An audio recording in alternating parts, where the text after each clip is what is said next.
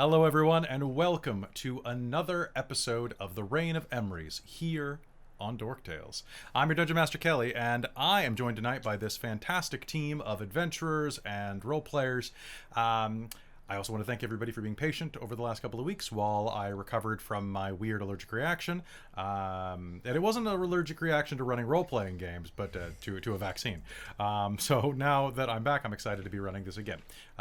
If this is your first time here, this is Reign of Emrys, which is a homebrew epic set in our fantasy world of Elos at an undetermined place along the timeline for some reason.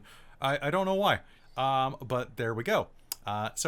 For those of you who are joining us for the first time, this is episode 12. And for those of you who are coming back, quick reminder. Last episode, the characters descended deeper into the core mines, traveling around looking for Dr. Otker's hidden laboratory where she was conducting unheard of, unspeakable experiments toward human and beast alike. The party had been sent to apprehend or kill her, depending on who you were. And as the party delved deeper, they encountered a number of monstrosities waiting in the depths, from dogmole juggernauts to strange reptilian camouflaging beasts. After a fashion, they made friends with a celestial coal mine canary, as well as a creature known as a carbuncle, a cat-like fayish creature with a powerful magic garnet embedded in its forehead. The carbuncle led them through to an ancient mural depicting a schism, a battle between good and evil, light and dark and darker. And behind this wall, a door opened, leading them to the laboratory of Dr. Otker, who was there with her companion, the angelic being that Claudette, Leiden, and Talfrin had faced not a week prior. We ended game there, and that's where we're going to pick up tonight when we start the game. But before then, I'm going to go through and do hellos to everybody. So, hello, Caitlin. Oh, hello, Kelly. Sorry to cut you off there. I think you were responding to something in okay. the chat, but I was, but you know what? That's okay. Let's kick it off. So hello, my name's Caitlin. I use she, her pronouns, and tonight I will be playing Talfrin Pridery, the barbarian of wild magic, human barbarian of wild magic. And I'm super excited to be back after a little while. It's been a little while. Oh, it's been a little while. That's fine. Just a month or two. Just a little bit. Feels like, anyway. Nice. All right, let's pass that over to Christine. Hello, I'm Christine. I use she, her pronouns, and tonight I am playing, well, not Callie, which was our voice. I'm playing Claudette. Claudette Belmont is our noble wizard of the blade singing tradition. And tonight, for one time only, I have a co-host in my room with me. On my feet is Charlie, because he's all alone otherwise, and he'd be whining at the door for us. Yeah, we so don't want to. We're experimenting with letting him be in the streaming space with me. Nice. All right, gonna pass it over to... I was thinking I was alphabetical, but I forgot about Amy. So hi, Amy. Hi. Yeah, I know, it's easy to forget about me, isn't it? You're unforgettable.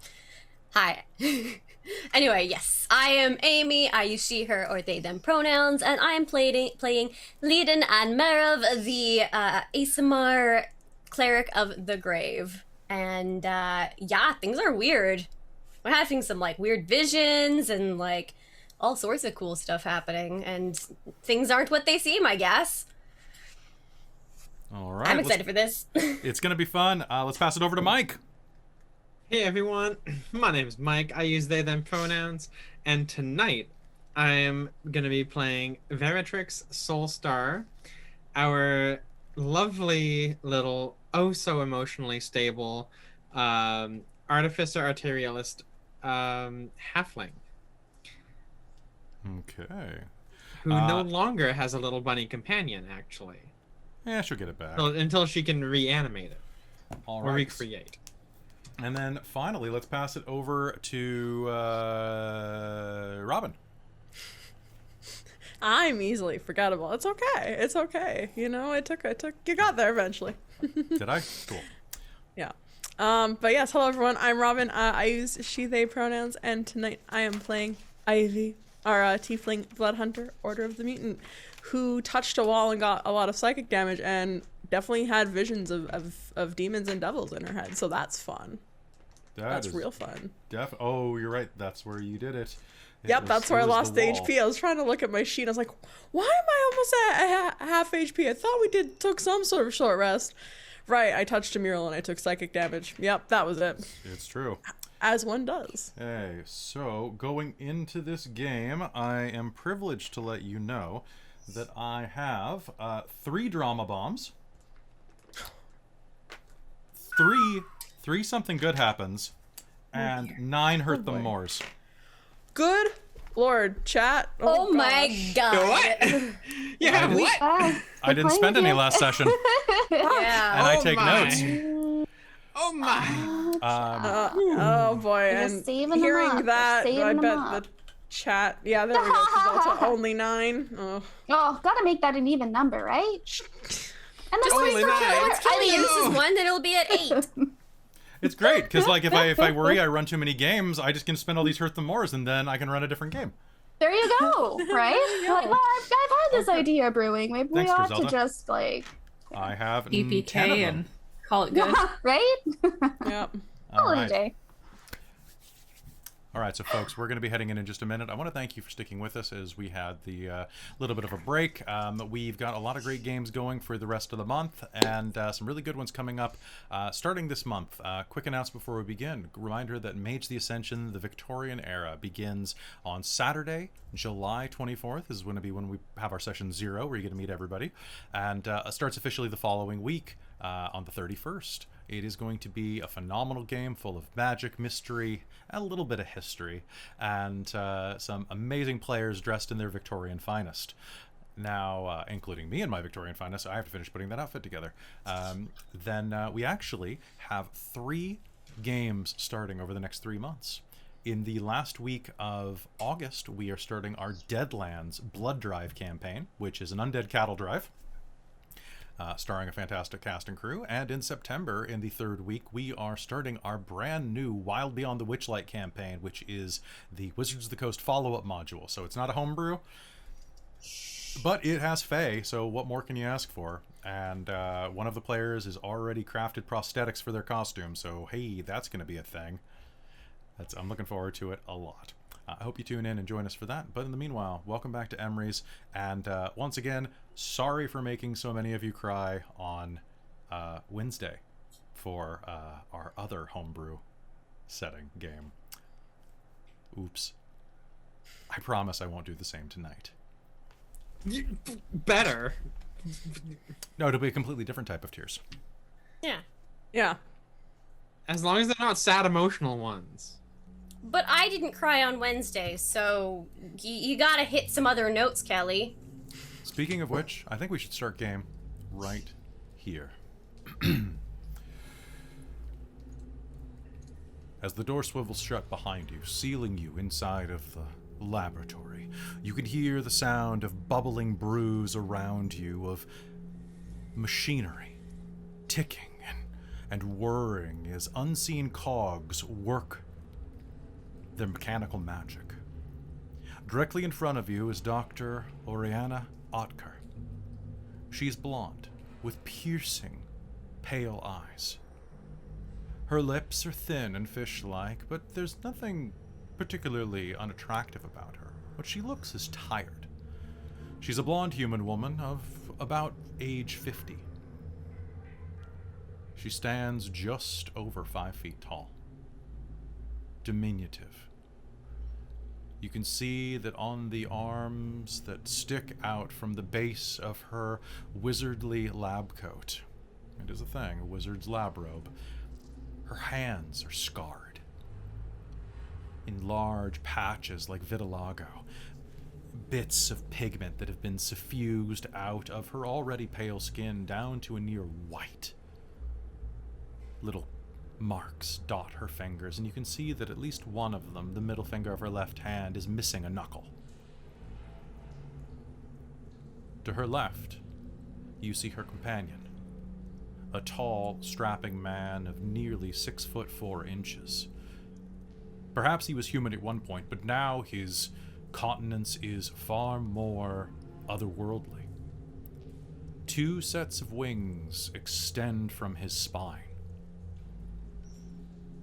Chains are bound around his wrists, snapped and smoldering as he looks at you, his dark eyes flickering between their deep brown and coal bright red. He wears his facial hair, neatly groomed into a beard, and his dark hair slicked back, mostly from sweat and work. He wears a simple tunic, belted and hanging open in the front, and you can see through it that if the scars on her hands were any indication of what you would see next, to say that there is so much that this man has gone through.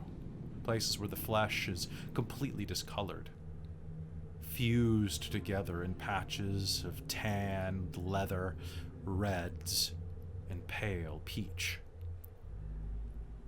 They stare and look at you. Dr. Otker gives a perfunctory bow. Hello. I wasn't certain that you would make it all the way. Care for tea?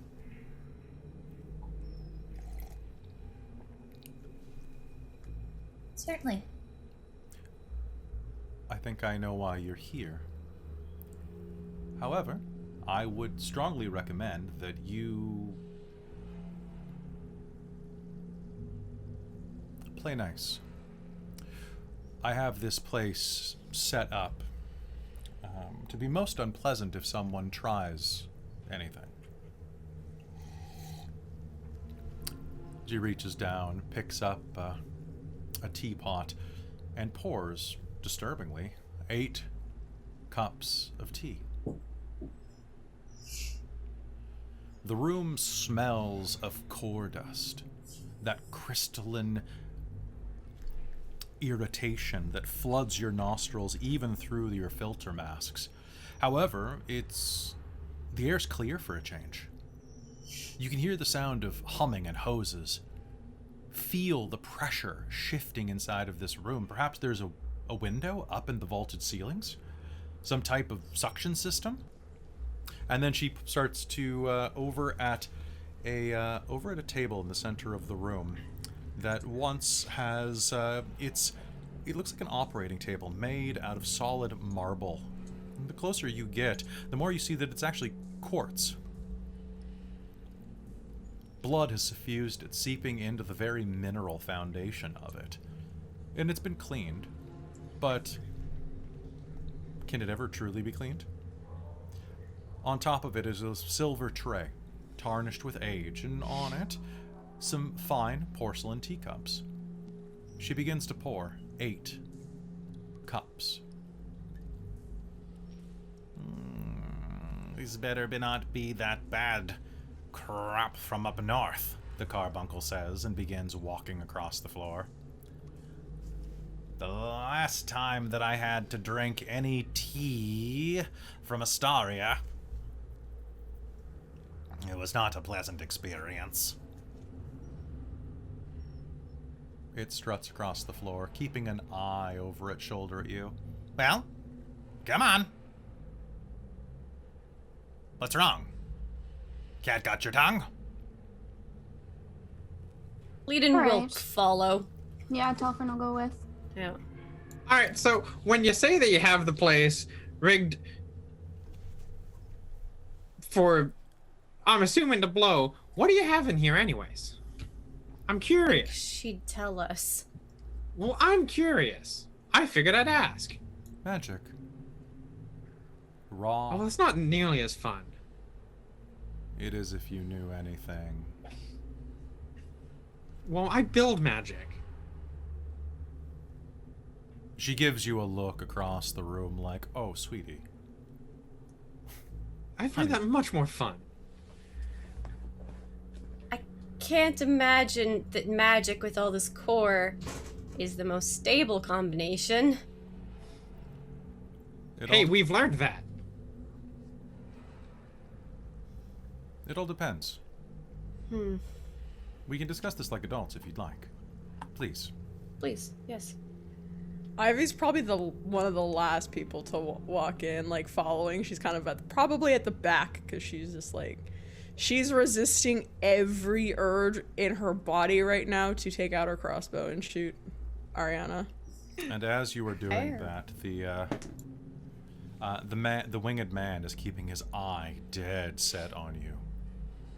As he does, you can see the embers smolder behind the brown. I don't like this. I don't like this one bit.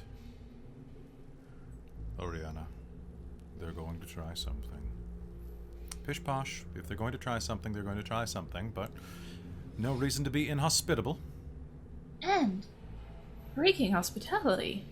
Huh. See, this one gets Claudette's it. going to sit down very politely and calmly and properly and very nicely wait for tea, because of course they would never poison that. You can't offer hospitality and then destroy it that way. Oh. Yeah, Leden's right up there with her, too. Just like, I should expect nothing more from a Belmont.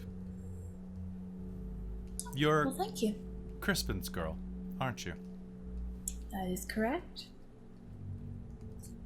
Have you met him? I don't know many of my father's people he worked with. We're acquainted. We worked together on an archaeological dig quite some years ago. Oh, I see. As she steps forward, she places a teacup down on a small table that has been arranged there. There are no real places to sit around here. This isn't a comfortable laboratory. You can sit on the floor, or perhaps some boxes and crates and things like this. This is a workplace more than anything. Ill-lit and radiating with a sense of... Well, actually, can I get everyone to make me an insight roll? Sure. I was just gonna ask about doing an insight or perception roll or something, because Ivy's looking around. So I guess this Trying will to be figure- this will be a vibe check then. Vibe check. 18.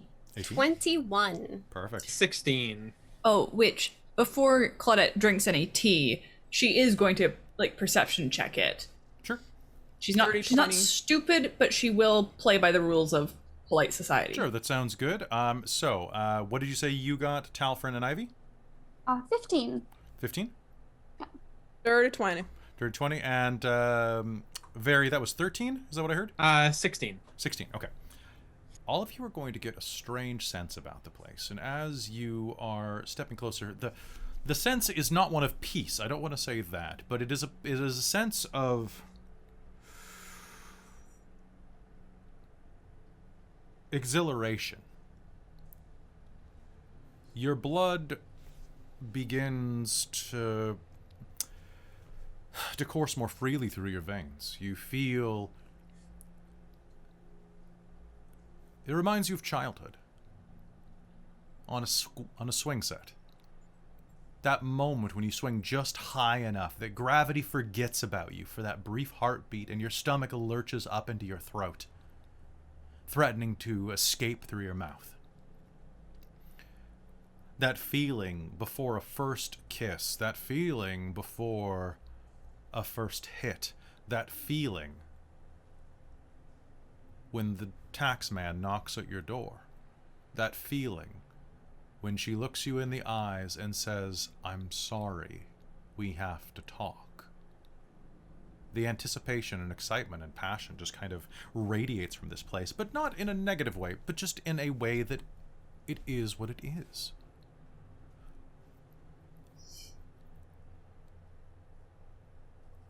And as you step forward, it is going to affect you a bit. But it's more of a garnish on whatever emotion you're feeling right now. But at the same point, you will feel, those of you who got a 20 or higher, will feel goosebumps rise along your arms and legs and the back of your neck as your hairs stand up. And you will feel the presence of something else here. This is not just an ambiance. Something is actively radiating this. Behind her, where she stands, is a pillar. If anything, it looks like a drilling rig above it. A well dug into the side of the mountain. It glows with a suffusing blue hue that casts a color across the room entirely. And as those of you who got a 20 or higher, I would like you to make me a charisma save, please. Oh, thanks. Oh, great. Oh, thank goodness. Okay, I think I'm Oh good. no. Oh no. 27. Okay. Yeah, charisma. That's gonna be a 5. I'm gonna use my inspiration of the night. All right, sounds good. Reminder that everyone gets a free point because everybody gets one. Yeah, 17. 17. Number 7, number 6, number 6, number 5, number 4, number 3. You'll start to hear this whispering from the radiating energy. Now you're number 6. 6 of how many? How many of you are there? What did they take to make your bards up? What are you stitched together from? Surrender. Give yourself to us. Embrace annihilation. Return home. But Leiden, you'll have a different experience from this. You'll feel a shiver as you look forward and see a symbol carved in a ring around the top of this well. It's unfamiliar to you. And yet, it's so familiar that you could spit. Your vision begins to blur as you take a step forward. And suddenly, the world is forgotten. And all you can hear is the sound of a distant voice saying, Leiden, Leiden, Leiden, Leiden. Some time ago, you heard these voices, or voice like this. Leiden's got no family, Leiden's got no parents, no one loves her, she's dying alone. The children were cruel at the monastery. No, the orphanage. This is what it really was. Leiden's got no parents! Never had 'em, never remembered 'em. At least my mom loved me enough to to see me off before she died. Those who worked and cleaned there, those who used it as a, well, those who used it as a workhouse, and the local townspeople were quite cruel in many ways, particularly the village children. They would throw stones and rotten fruit whenever they saw you. That's the one right there, one of the older boys would say. The dirty one. Leiden's got no parents, came out of a dead woman's cunt. The tomato missed your hair by a thread. What did you do? You were only 6? 7? Tiny Leiden. Barely 4 feet tall. Hair as long as her. Bound in the braids of the orphan to make sure they didn't drag or catch any of the offal that you were forced to clean. She would turn away and try to make sure they didn't see her cry, and would just try and keep going and leave. When you did get some time alone, you would draw, as children do.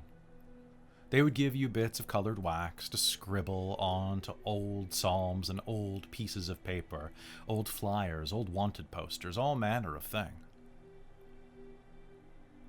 You were never very good at drawing people, but you were very good at shapes.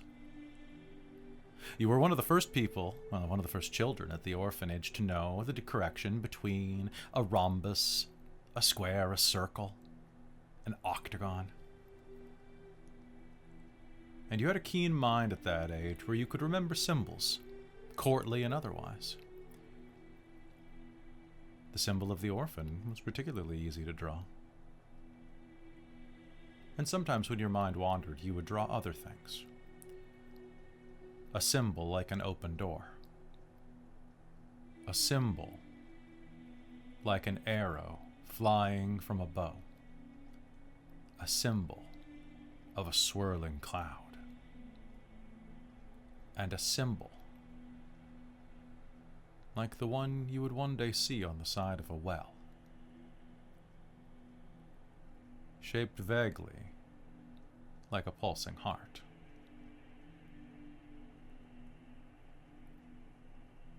It was on this day, your clothes torn and dirtied from where the neighborhood bullies had picked on you, that you heard it.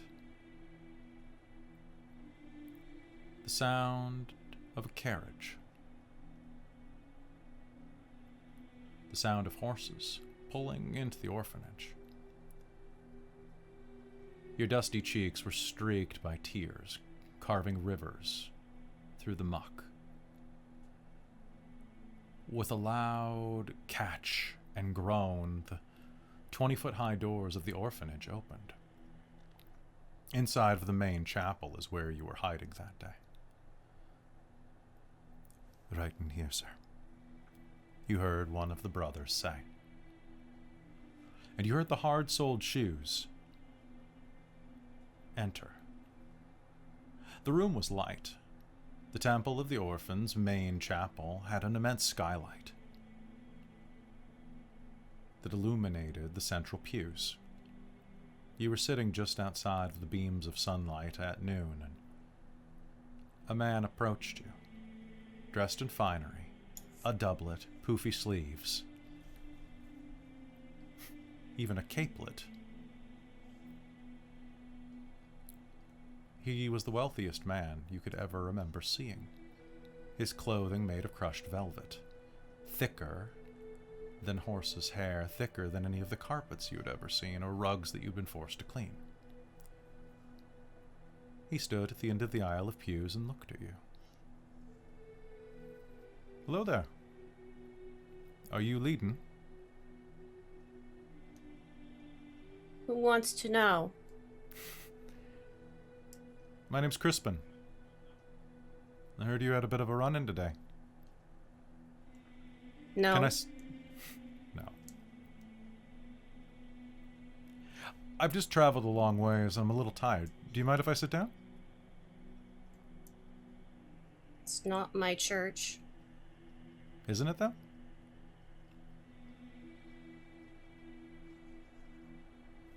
No. Fair enough.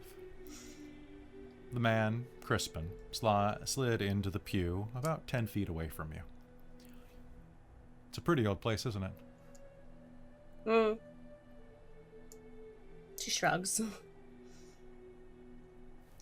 How long have you been here? Forever. Forever's a long time.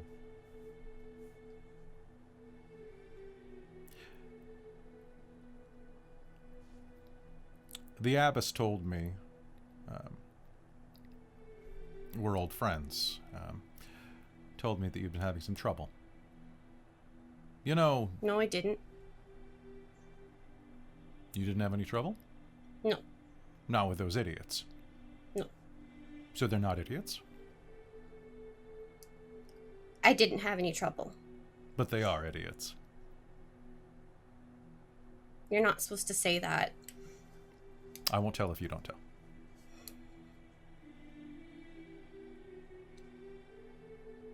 Like a secret? Like a secret.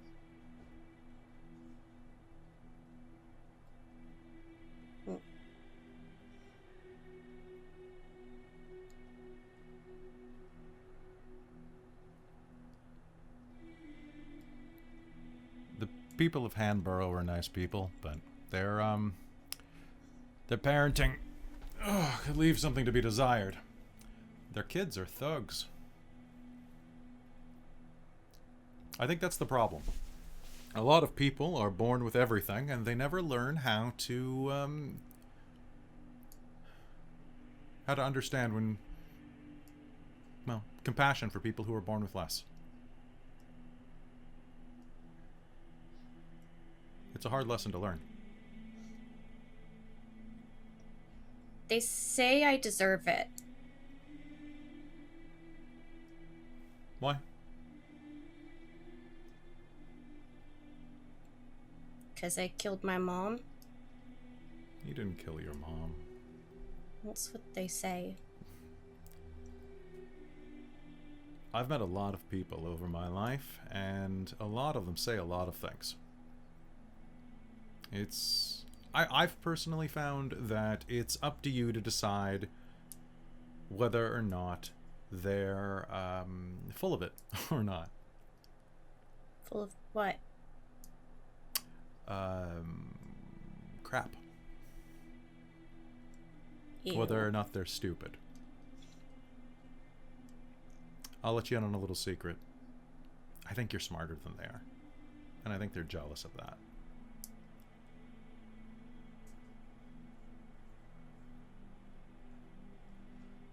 I think they look at you and they see a little girl who doesn't have to clean up after their mom or dad, and that gets to live in this really cool place. And they gets to wear that really cool outfit that you have. And I think they're jealous, and I think that they're being mean to you because of that.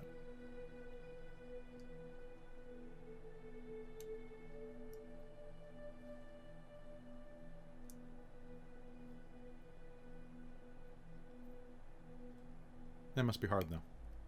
Because I bet you're jealous of them, too, right?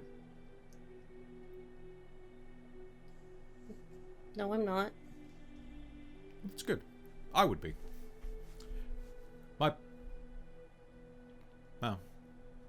My mother died when I was really young.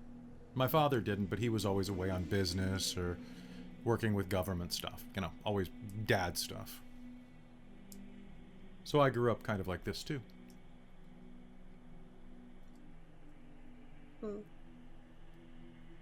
So I kind of get it.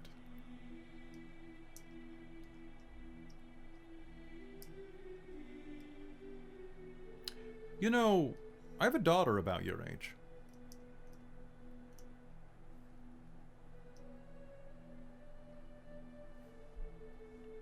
I think you'd be really good friends. She's a little younger than you, but she's smart. I think so.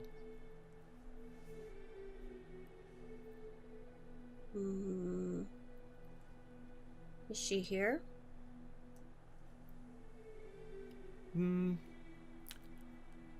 She's currently down in the capital. Have you ever been? Mm-mm. She's there with her mother. I'm coming back through for on some business, and she's just been having the darndest time. People have been kind of picking on her because she doesn't have very many friends. And I got a word from my friend, the Abbess. She said that there was a little girl here that was having, well, that had a lot of love and friendship to give. People are mean to her? I think they just don't understand her, but I think she's lonely. She sees her brother a lot, but that's about it.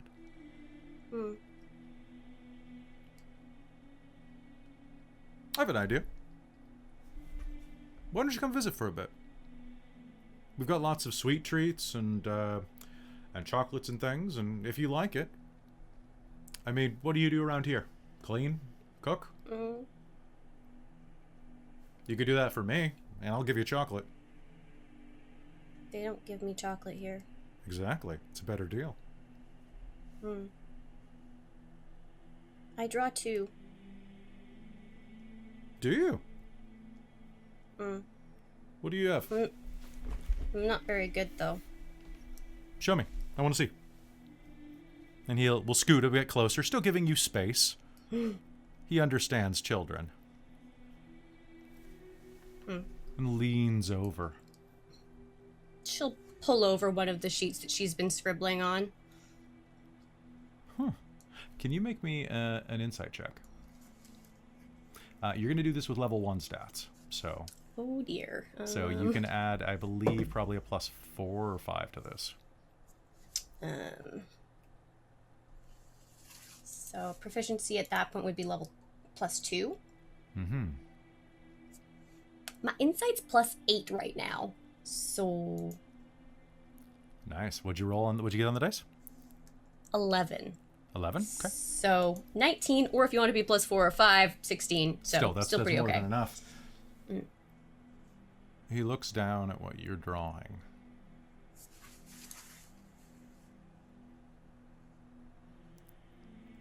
And tenses. For a second, you think you did something wrong.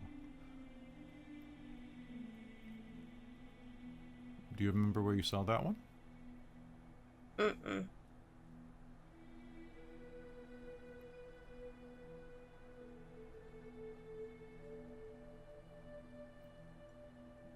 A shadow crosses his face as if he's trying to figure out what to say next.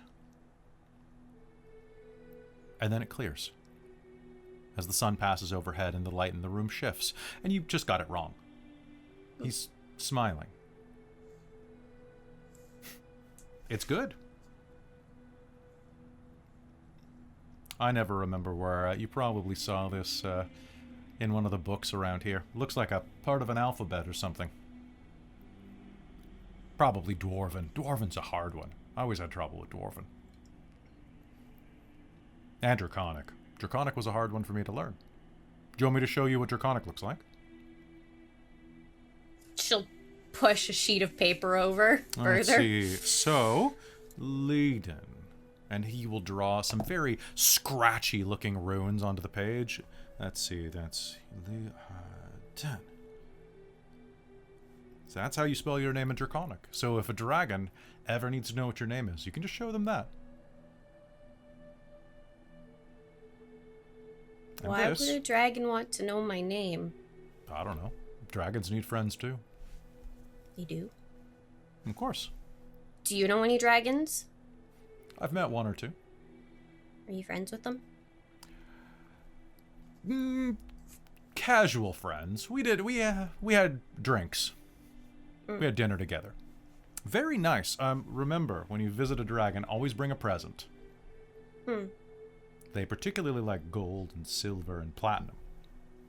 But anything that sparkles goes well. They're kind of like giant magpies, really. What's a magpie? Kind of like giant crows, really. Crows love shinies. And this, and he will scratch on the paper, is my daughter's name.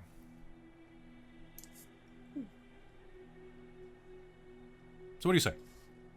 Would you like to meet her? Yeah. I think you'll get along. It says Claudette. And as he says Pretty that... name. You'll say, pretty name. I think so. I think you'll get along just fine. And as he says that, the memory fades away. Back in the room in the future, Claudette, you notice that Leiden stumbles a bit walking forward. It's just for a moment, like she loses her balance, but she almost steps forward and knocks a teacup off the table before catching her balance.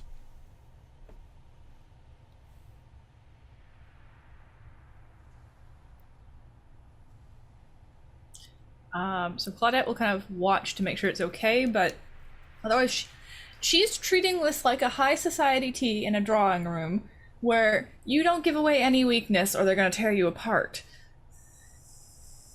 So she's not going to open Leiden up for that. I think So if nobody else notices, she's not drawing attention to it. The tea is a Malabarian chai. I think you'll like it quite a bit. Oh, Dr. lovely. Otker says.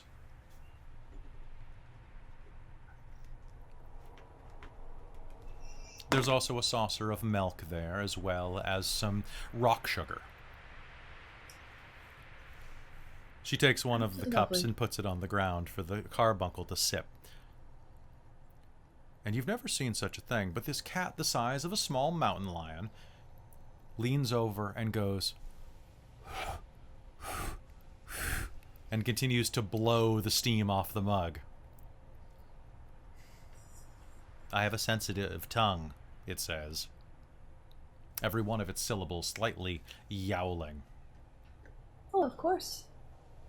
Not many who can drink tea straight from the pot. It's far too hot.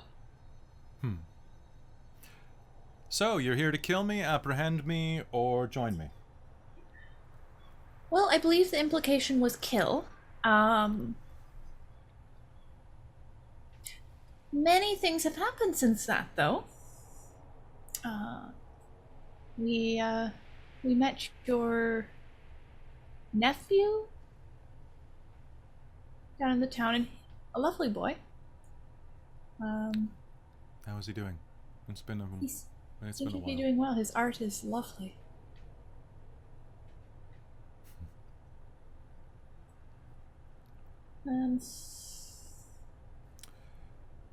Forgive me, but Would you mind telling me, I suppose, your side? certainly. What questions do you have? What's going on? Of course, as I'm sure you know, I would have been raised in the Empire. Well, as your artificer has so succinctly put, this might be a bit boring. But, I didn't say boring.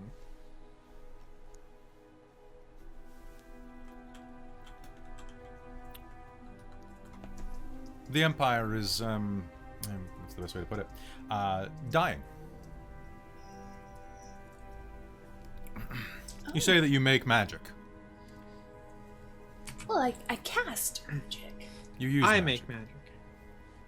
You make magical devices.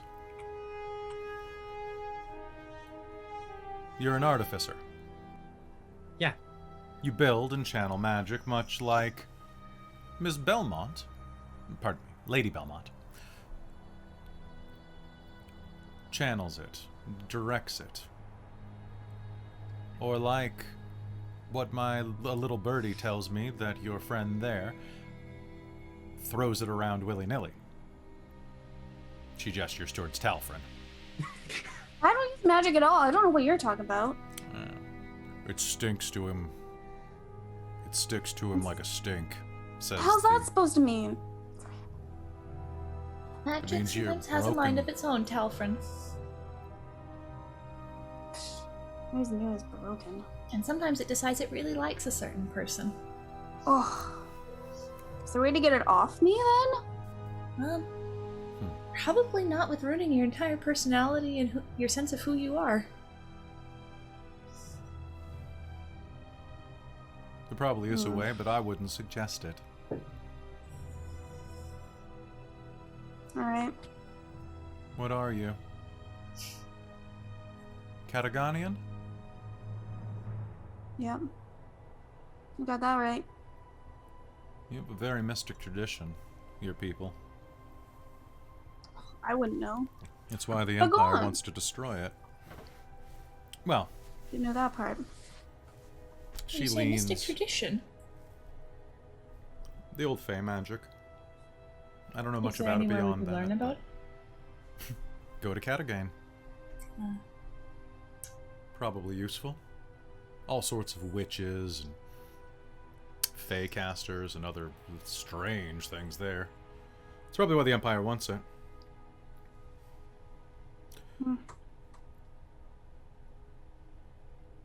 The Empire's dying.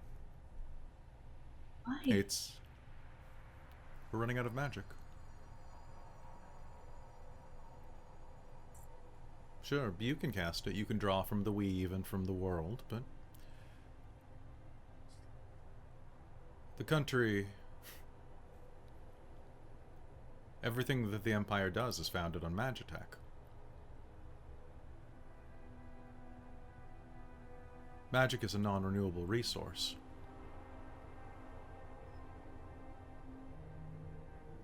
If you dig too greedily or drink too deep, you'll run out.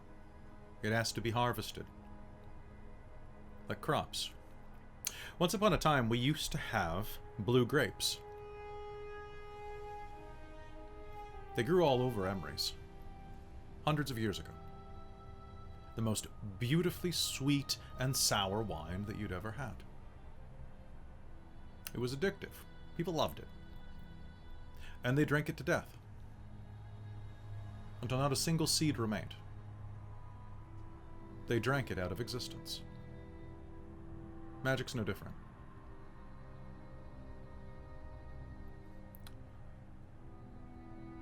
And we've known this for a while.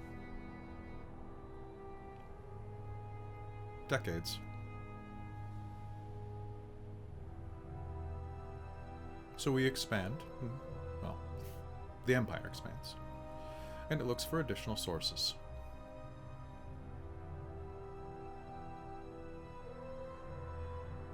Believe me if you want to or not, Miss Artificer. But it's true.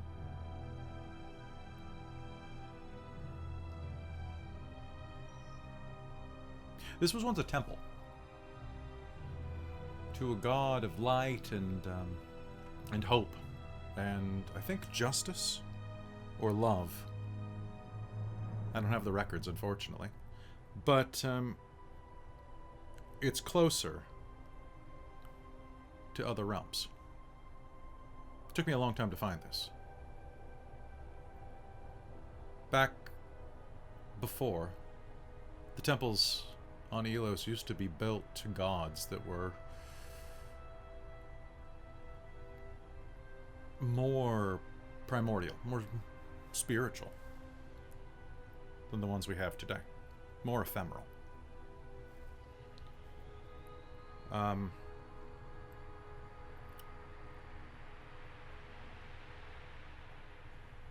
My work here is very important.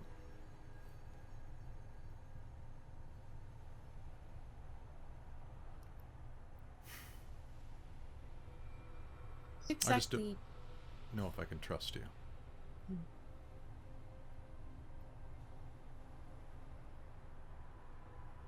How can we trust you, traitor? Yes, Christine. What was the group that was hinted at that my uncle and like his son were part of? You can make me a history roll to remember its name.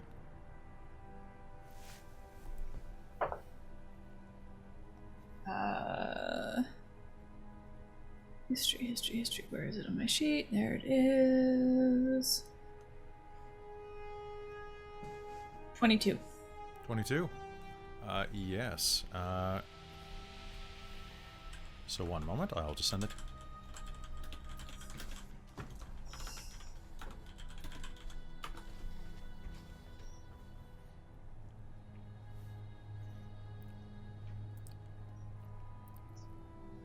And a traitor. Miss 6. I can't be a traitor. To traitors. I was betrayed first. I'm just trying to do what I was tasked with.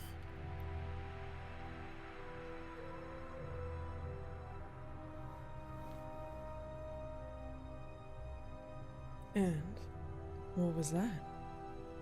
Save the Empire. Save everything. Our way of life, our way of magic, and all of the history and power that we brought with us to Emrys when we settled. Unless you want to go back to the Dark Ages, or worse. And how do you intend on doing that?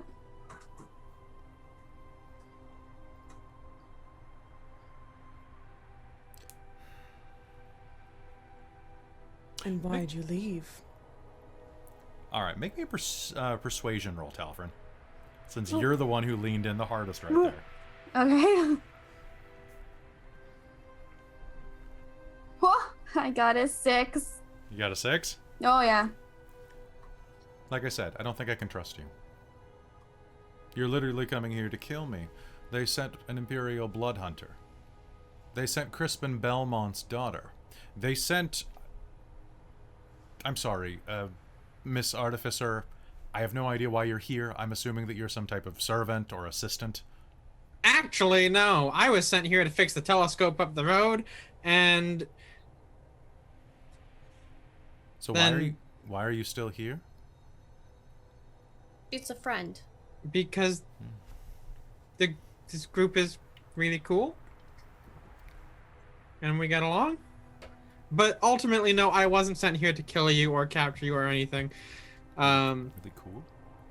Yeah, they're cool. The two of them exchange looks, and then down at the carbuncle, yeah, she said really cool. What of it? Leadin. Claudette will very politely hide a smile behind her teacup and... Dr. Otker will do the thing that you probably all expect the least. There's a moment of just quiet staring, and then she snorts.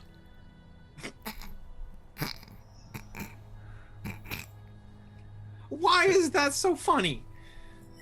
Well, I mean, you did get into a potentially life or death situation by joining us. So? By staying with people just because they're Very many normal cool. people don't do that.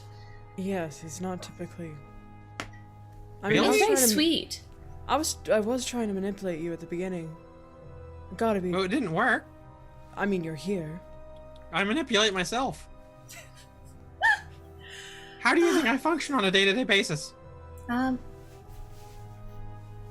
mean, I wondered, but I never actually asked the question aloud, I suppose. Dr. So Otker, since you were part of the Empire and are still quite active, have you heard of the Order of the Fallen Sky? I came across the term recently.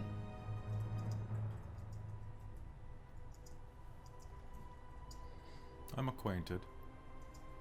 And with that, she will take a step over to one of a nearby desk. Open the drawer, rummage around in it.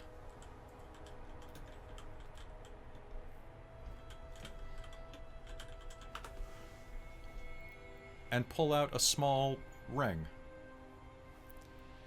She'll walk about halfway to you, set it on a crate, and then return to where she was standing. Claudette will move her teacup and go over and pick it up. It's a symbol that you'll recognize. It looks vaguely like an eye, with a corona of light radiating out of it. Where do I recognize it from? From certain documents that your father had. The only times he's ever really snapped at you are when you were trying to color on them, or putting a drink down near them. Claudette, he would say. These are government documents. They're important. You can't just mess around with them. You're about 10 at the time. I thought you said government documents were useless. Well, some of them are useful, and guess what? Even if they're useless, I'm responsible for them. So I really appreciate that you were trying to bring me some coffee. I do. You're a sweet girl, and I love you very dearly. But if you like having a father, please don't put them down on my government documents, or the Empress will have my head on a plate. Over paper? It's not even filed in the capital. It can't be that important. Well, it's headed there eventually, he said. How are things going with your lessons?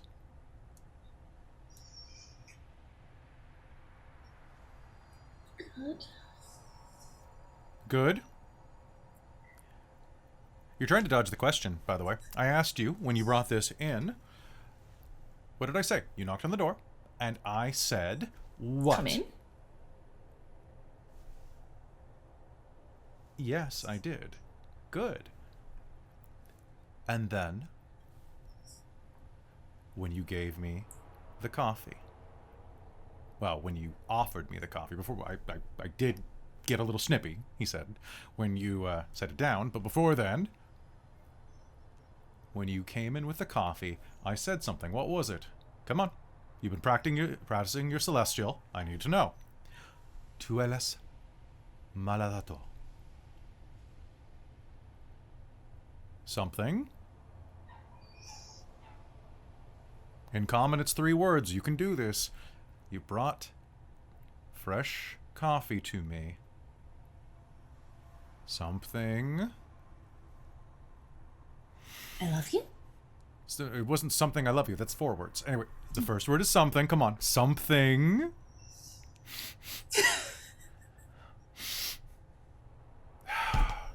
I thought Leiden was supposed to be teaching you casual conversation today. How are you ever going to be able to meet with dignitaries and monks and all manner Yes, of... but I got a book yesterday. You did get a book yesterday. It's very long. You're a very fast reader. Well, it was very big, so I'm only partway through. It's all about transmutation. Something It's very important. smells. Good? A little more. Something smells. Remember. Delicious. Thank you. Delicious. You have to remember the Celestial has many different... Celestial is a language with much hyperbole. That's true. It's kind of... I mean, it's very different from Goblin.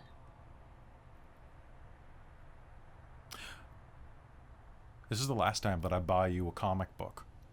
If you're going to keep reading Goblin like that. I know they've been using it in a lot of the margins these days. It's very interesting language. It's They convey trash. so much with so little. You mean that in more way than one, I'm pretty sure. Huh? Huh? Go. Run along. It's such a contrast with Elvish, too. We are not going to have a conversation about this, so you continue to look through my things, okay? Go find I Leiden. wasn't looking through your things. I brought you coffee. Well, thank you.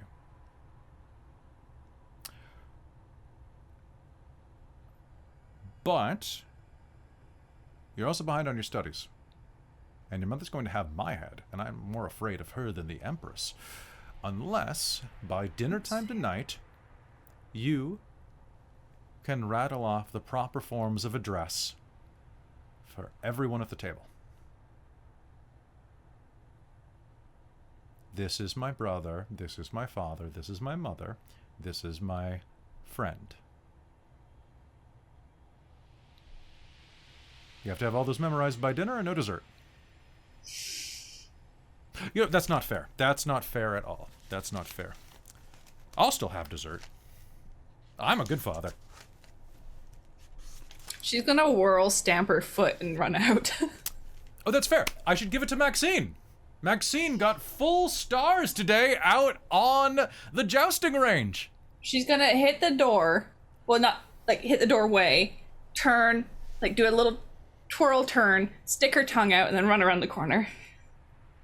And as you run around the corner, Leiden is waiting outside, having heard the whole thing.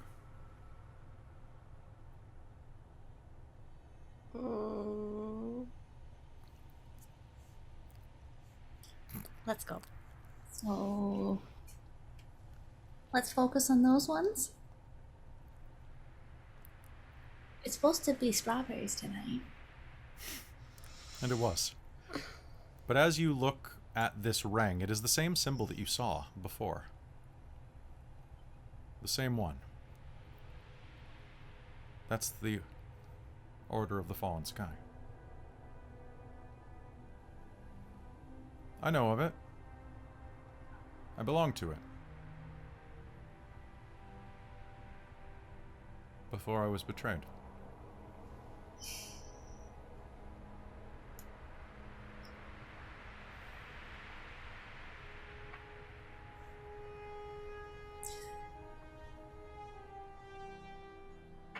Well, what do they really do? Protect the Empire from threats within and without. How do they quantify threat? We have many methods of quantifying such a thing. Anything that we would send Miss 6 on, for example. Anything that would destabilize the Empire, anything that would cause us to falter to our enemies, or that would cause us to fail the original mission.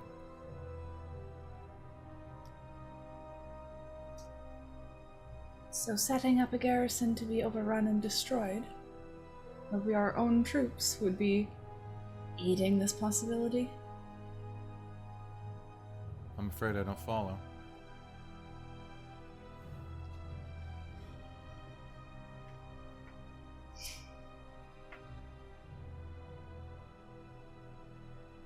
But yes, if there is no end to atrocity that would be committed in the name of empire, were it to stabilize the future,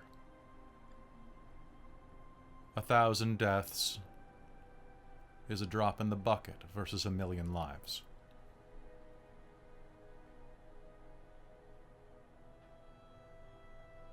It's hard to argue with cold logic.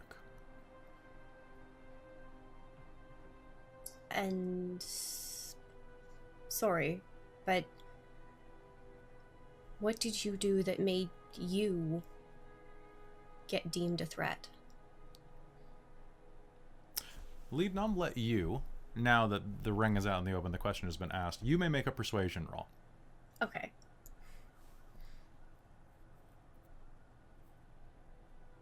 Also, have any of you guys reacted to hearing Ivy being called 6? Because Ivy's definitely looking at to see what everyone's reactions were to that. Don't think Leedon's paying attention to that right now. Cool. Yeah. Claudette has a rough idea probably how the Imperial scientists work. Yeah. And like looking at all your scars and everything and the way you act spending my about inspiration. them. I think she probably like with that's kind of confirmation that So Very either hasn't clued in or is it just indifferent? Yeah, I'm not sure which. also Yeah, I'm they pretty have sure high enough more points. shocking information has been dropped in a drawing room before in front of Claudette, so This is fair. What did you get on the roll? 19. I used my inspiration. Sounds good. Fine.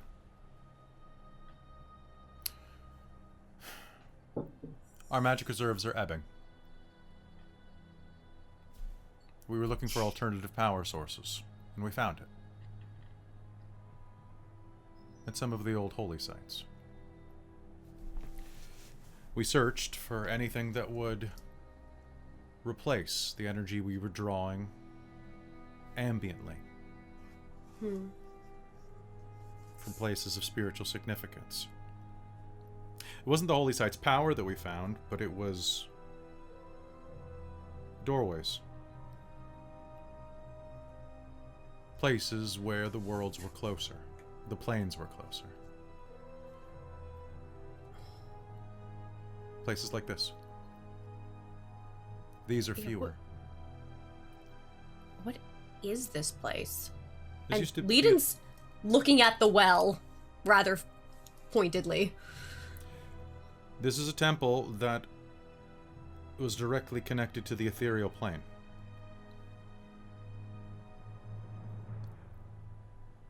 We searched the old ruins and found a doorway. A way to access other realms, realms with, theoretically, infinite energy. What went wrong? I disagreed with the nature of that energy. The realms that we found are too dark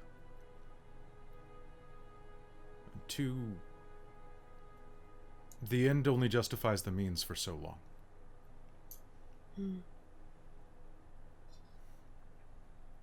So what's at the bottom of the well? Nothing, everything. I don't think it's a normal well.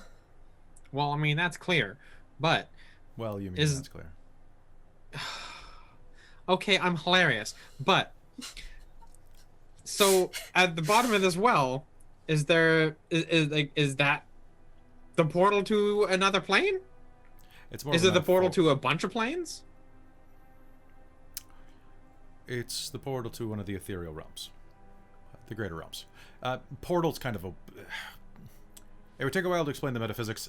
Could you use it to reach the ethereal plane?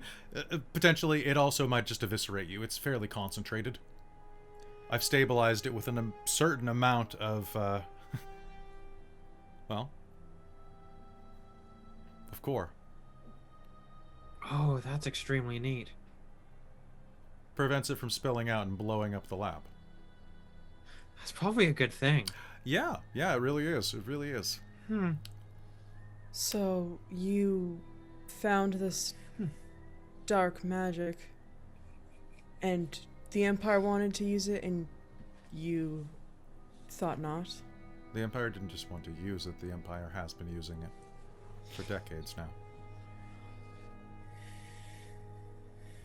You don't think that the Crucible is purely a mine, do you?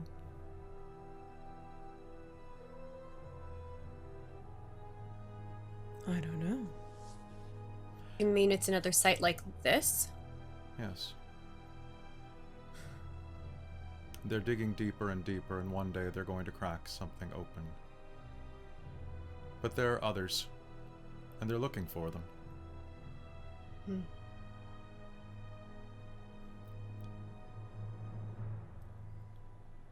I disagreed with what we found, so I looked for better ways. Ways into realms that didn't keep me awake at night. I found this. And when I tried to reach out to them with a different method, I was betrayed.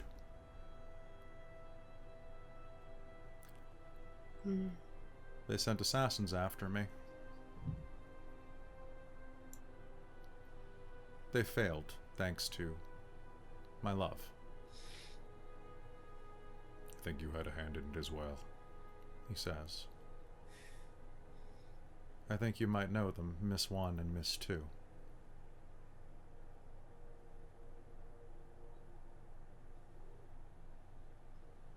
And Ivy, you remember now. The gateway of recollection opens for you. And we are back, some years ago. They were always older than you, stronger than you. They were always scarier. One, the first one, who only went by that name, was the one who would train all of you.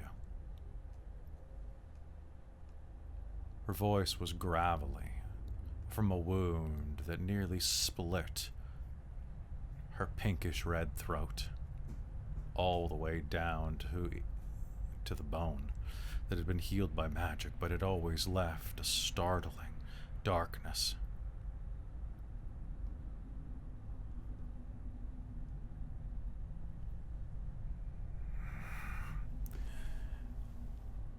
You need to try harder.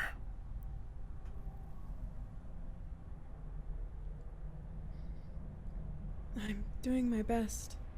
You're doing pathetic.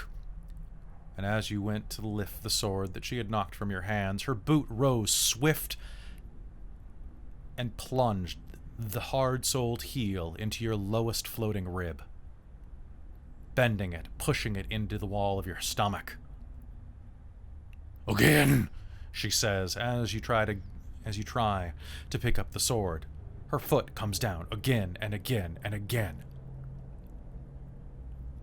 Do you think that they're going to be merciful to you? Do you think anyone's going to give a fuck what happens to you, you fucking mutant? No. They're going to cut you. They're going to bleed you. They're going to assault you, and they're going to leave your broken, spent body in an alleyway, reeking of man sweat. And they're going to cut that little tail off and take it home as a souvenir after they've had their fill of your tail. She kicks you in the shoulder, knocking you to the ground.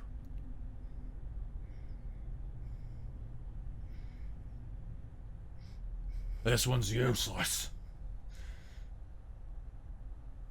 Where's V? Bring her out.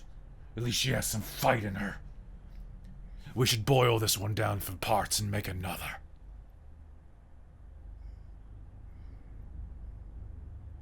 What did Ivy do? She wasn't much more than a girl at that point. No. If she would have turned away to call for V, Ivy probably would have tried to get up and like foolishly rush at her in Sounds like good. a screen of rage. Make me an attack roll. You're going to be adding just your base attribute to this, your dex. Okay. Cat. No proficiency. You're still not 'Kay. quite proficient. Yeah. Okay. Atta girl, baby Ivy. That's gonna be 21. Cool, cool. Rushing forward. She doesn't even have a weapon on her at this point. In her disgust as she was kicking you, she hurled the training sword, the dulled blade, to the ground. And as you rush her, you swing the sword down, hard, rushing, trying to catch the side of her neck, just like they always told you. Off with the head. Instead, the sound of meat. Her right hand flashes up, catches the blade a second before it impacts. You can see bits of dark blood welling where even the blunted edge bites in. She squeezes the sword, turns to you as you freeze. That a girl. And knees you hard in the groin. Pushes you to the ground and straddles your shoulders. They always strike when they least expect it. Her knees pin your shoulders down, pushing, grinding the kneecaps into your biceps. What do we call this? We call this a teachable moment. Reaching behind her, you hear an unmistakable noise of steel on leather. Don't move or I'll take the eye. And then she plunges the dagger above your right eye and draws it down through the meat, scraping across your eyebrow, scraping across the brow bone.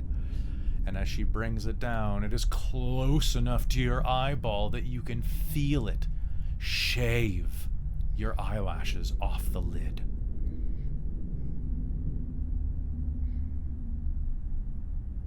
Pain is power. Pain is power. Pain is pleasure. Good girl. And she raises the blade to her lips and gently, as if dining on a meringue, laps the blood off. She vanished some years later. A mission gone wrong, the body never recovered. She was with two at the time. Two was a, well, much more social animal.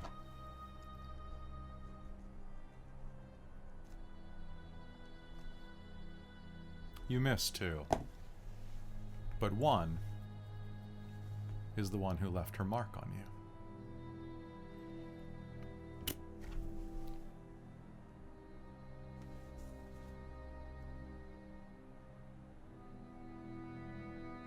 Anyway, I was betrayed by who I trusted the most, and here I am, trying to save the world from a bunker in the hills that used to belong to some flighty god or goddess, whose name I can barely read.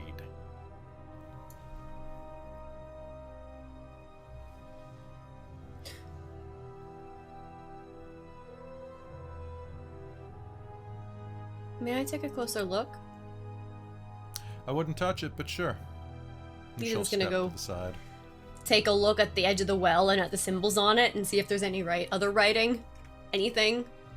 Claudette is gonna kind of try and keep herself from following because, oh my god, but she's basically gonna vibrate in place. She'll gesture toward you.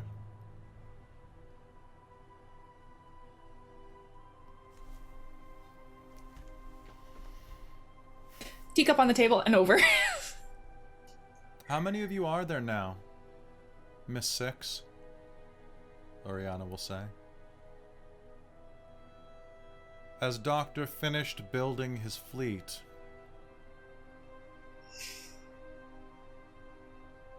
or should I say army? I don't know. I'm not privy to that information. You don't know how many sisters you have? I just have V. I like V.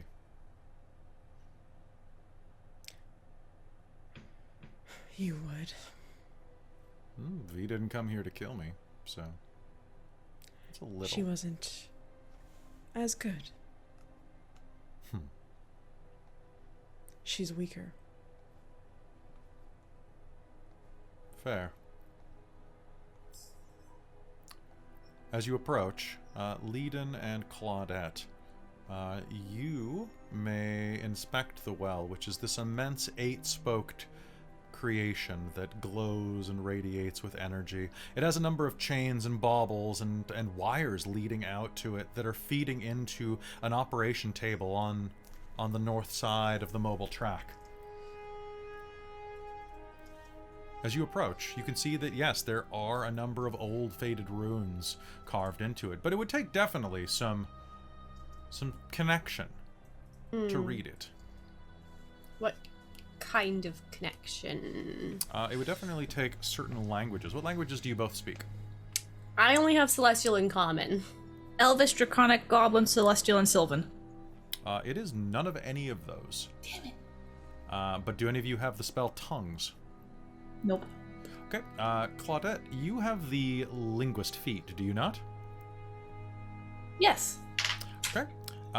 Using Sylvan as a base for this, because it's probably the closest, Sylvan and Celestial, kind of a weird hybrid of it, I will let you make a roll, if Leiden assists. Leiden will assist. Alright. So this is Have going to choose to the be, right die for this. You do. This is going to be a, let's say a history roll. Okay. Okay, I'm cool with that. Okay.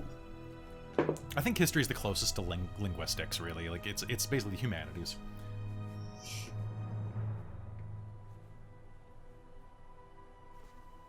$25. Okay. And I already knew about the Beholder Goddess Yeah, Ishar. because we'd already looked at that. So if there's anything to do with that, I feel I just looked at that like only an hour or so ago in timeline. So you will see that there are a number of different different symbols and things here that kind of define what this person was here. As you are looking at it, you're going to get a sense, you and Leiden will determine that, okay, it's the god of light, or a god of light, a god of passion, and a god of potentially love? Not beauty. Ishar was beauty, the goddess of beauty. This is family? Hope? The hearth, maybe? It makes you think, as you're looking through some of the symbols here, this person was perhaps, if not a virginal maid, then a creature, a person who is the impassioned youth. The one who tends the hearth, the one who... a god of friends, a god of connection. Claudette's gonna kind of train of thought that out. And what you will get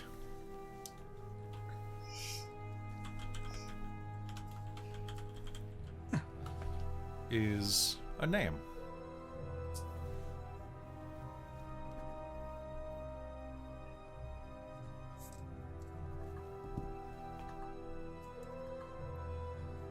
You think you can read it. You think that you're managing to piece together the symbology because primordial is a phonetic language. And you can parse it out with great effort, since it's kind of a weird mix of celestial and sylvan on many ways. I think this is primordial. It's honestly, it's such a weird mix of sylvan and celestial that I think hearth, love, family.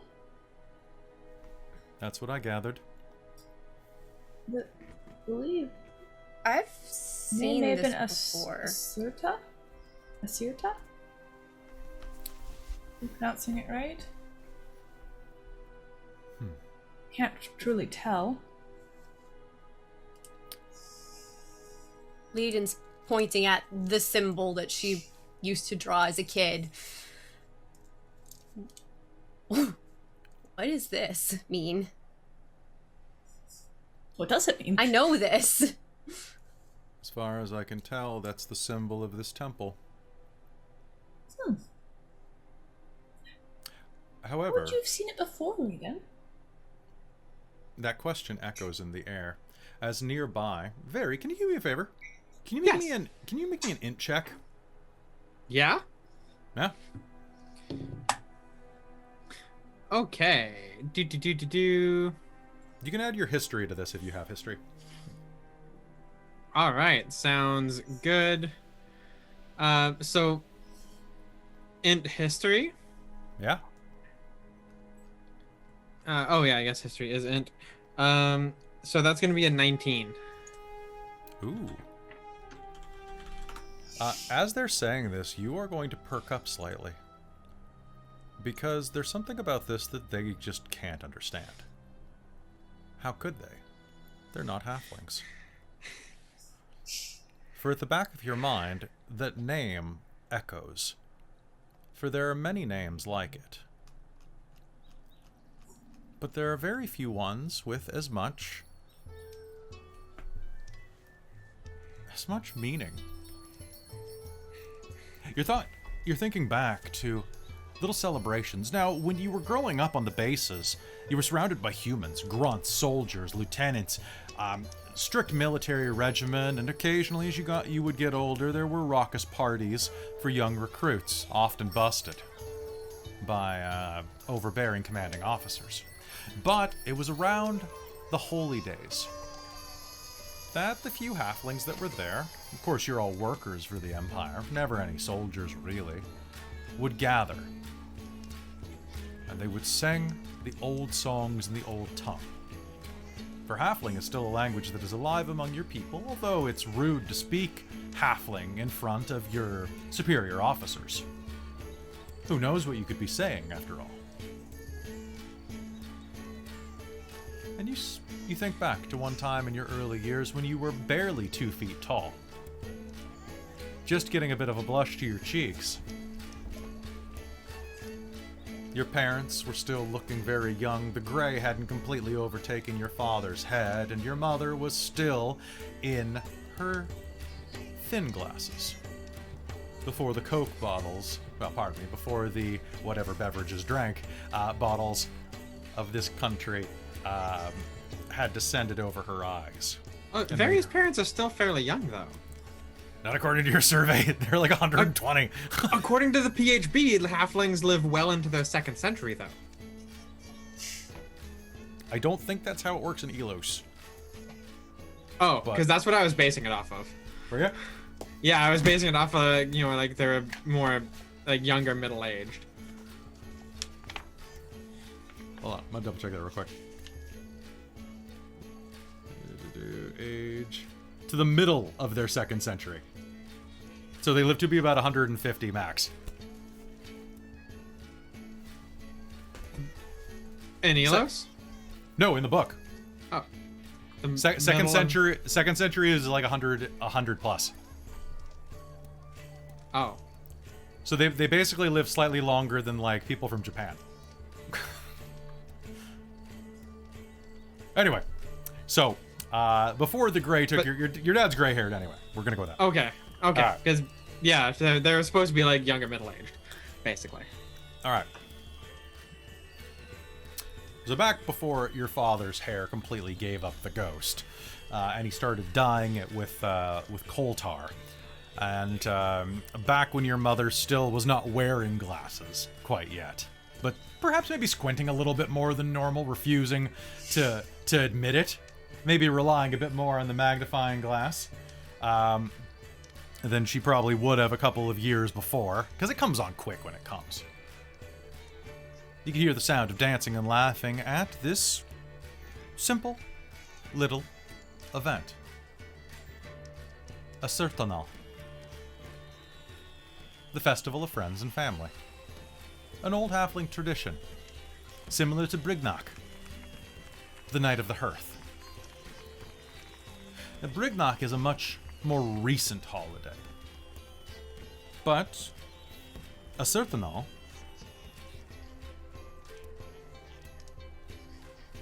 is generally 3 days around the longest night of the year.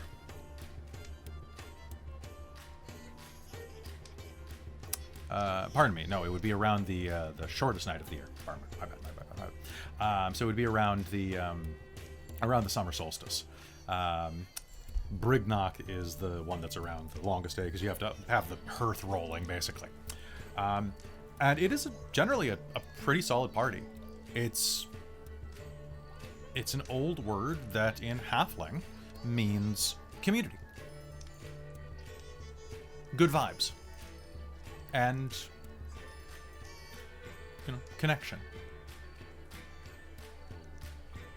And as you were dancing around that night, your parents were watching with a bit of a careful eye. There was something troubling them that night. But there were about 100 halflings here beneath the roof of this little tent that normally would have been reserved for mess halls for the gathering halfling workers. The tables and chairs, the small ones of course, children-sized for anyone else, were pushed to the side. And everyone was having a good time. The pipes and flutes were dancing among the air, and you could smell sweet cakes, rum, strong punch, and pipeweed, filling the room with a mist like you had never seen. It was so loud and raucous, even though it was at the furthest reach away from any of the commanding structures or any of the actual foundries, for it was fairly late at night. And it was hot. Very hot. You can remember how, even at that age, the sweat would cling your clothing to you, as if you had taken a dip in a fountain. But you kept dancing, and found yourself lost in the revelry of it, which was unfortunately shattered by the sound of tearing cloth. The officer strode in quickly, commandingly, and the music stopped as the pipes and drums were shattered with cudgels. And they made no time. They made no delay to say, "All right, that's enough of that. We ain't got time for any of heathen holidays around here. You're in Astaria and you're gonna get back to work. We've got new orders in. Everyone get back to the factories, you're going double time. We ain't got no time," the commander said. "We're marching in 2 weeks' time." "Where are we marching to?" one of the halflings calls out to the back. "You ain't marching nowhere. You're gonna finish the designs on the new Magitech. I need all of you there.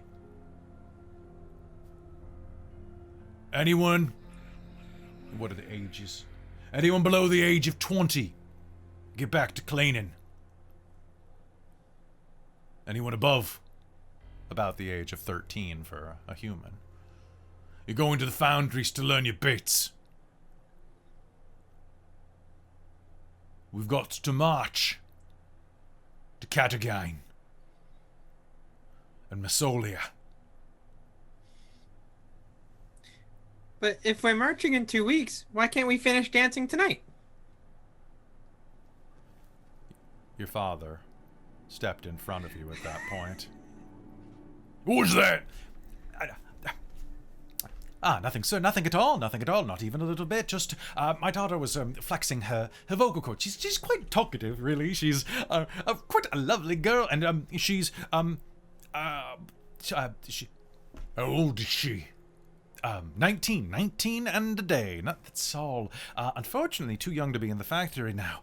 But of course, she will be next year when she will. Special exception. She looks old enough to me. Sir, I don't mean to argue, but she is just a little girl. She shouldn't be in the factory. That's right, your mother said. She might burn herself. Or hurt someone else. I mean, she almost set the house on fire 3 times last week. You wouldn't want someone like her. Shut up.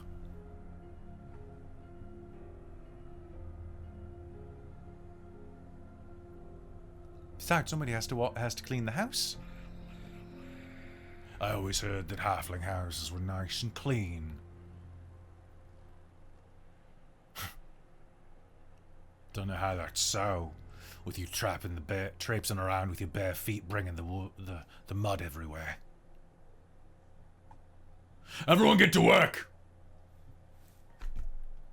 The scourges need to be completed within a fortnight or less. You can do your fucking holidays then.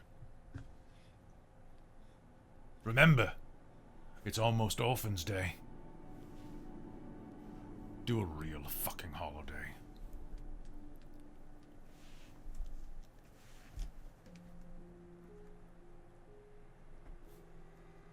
Well, he's a pleasant fellow. I'm sorry, dear. Your father squatted down. To have fun. Aye. But here's the thing. He's just grumpy because he doesn't know what we know. Aye, that's true, your mother said. That we're all in this together. And really? Oh, of course. Of course. We can't dance, but we can work. And we're hard workers. Yeah. Right? We might be shorter than dwarves, but we work twice as hard. Yeah, we do. We do. And don't worry. Someday, they'll get it. We're going to work twice as hard. 3 times as hard, really. Oh, yes, 3 times as hard, love. We're going to work so hard that if hard work was height, we'd be twice the size of any one of them. That's when they'll recognize us. Oh, good. So, when can I start building things? They shoot. I want to build stuff too. Well, apparently tonight. You're going to be, well, dear, you'll be shadowing me. Okay. And, try not to touch anything without gloves on, dear. Okay. Do you like your little fingers? They're really pretty. Yeah. Oh, well, let's not roast any of the piggies now, shall we? Ooh, that wouldn't be very good. Nah, it wouldn't. All right. Okay, I'll be good.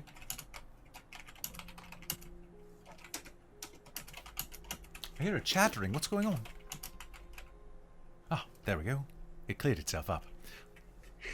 Sorry, I must be cold. My teeth were going. Good. Remember, we're all together in this. That's right. Yeah. That's the message of a certain all, after all. Now, isn't it? Yeah. And as you heard that, back in the present, the name sticks out to you.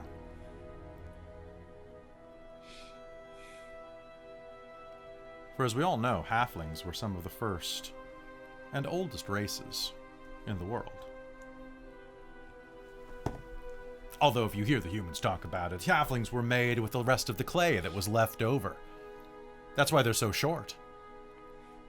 The gods spent all the good materials, all the gems and stone on the dwarves, all the clay on the humans, all of the trees and reeds on the elves.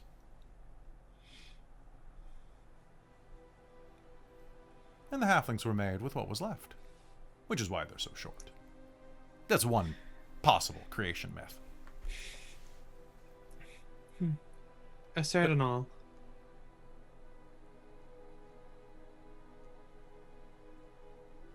You said Acerta, right? Yeah, yes.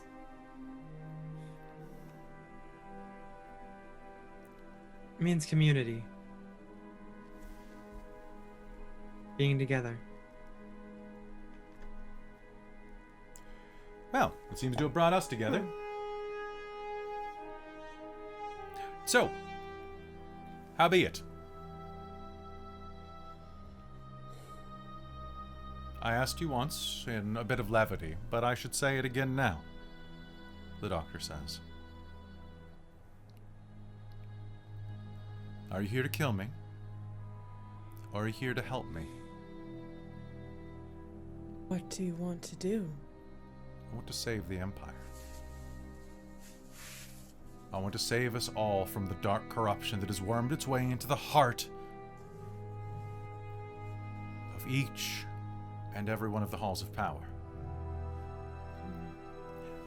With what we have here, with my inventions and my technology, I believe you start to hear the sound of birdsong. What? Who's that? Through a small hole in one of the walls, you will see the aviaire fly inside. The little bird that was singing to you before. I got held up! I got held up! I'm sorry! I'm sorry! I'm sorry! Aviaire? There! And as it tries to speak, I need everyone to make me a strength save. Oh. Oh. Alrighty. Oh no. Shite. Yeah. Oh. Oh no. Mm. Kelly, I got a 2. Sounds- Yeah, I can Oh, no. beat you one better. Oh no, you guys. No. 21. 21, you're fine. 7. 10. 10. All Your girl right. botched. All right. Anybody who got below a 12 is going to be knocked to the ground.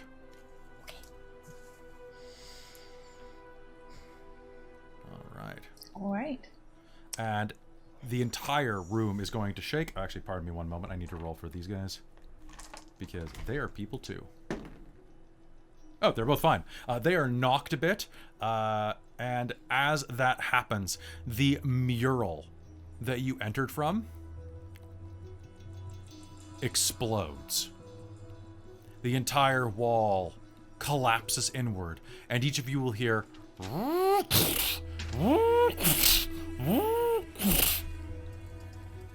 as 3 suits of Magitech rider armor enter.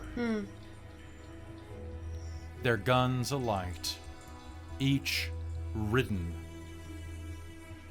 by a soldier.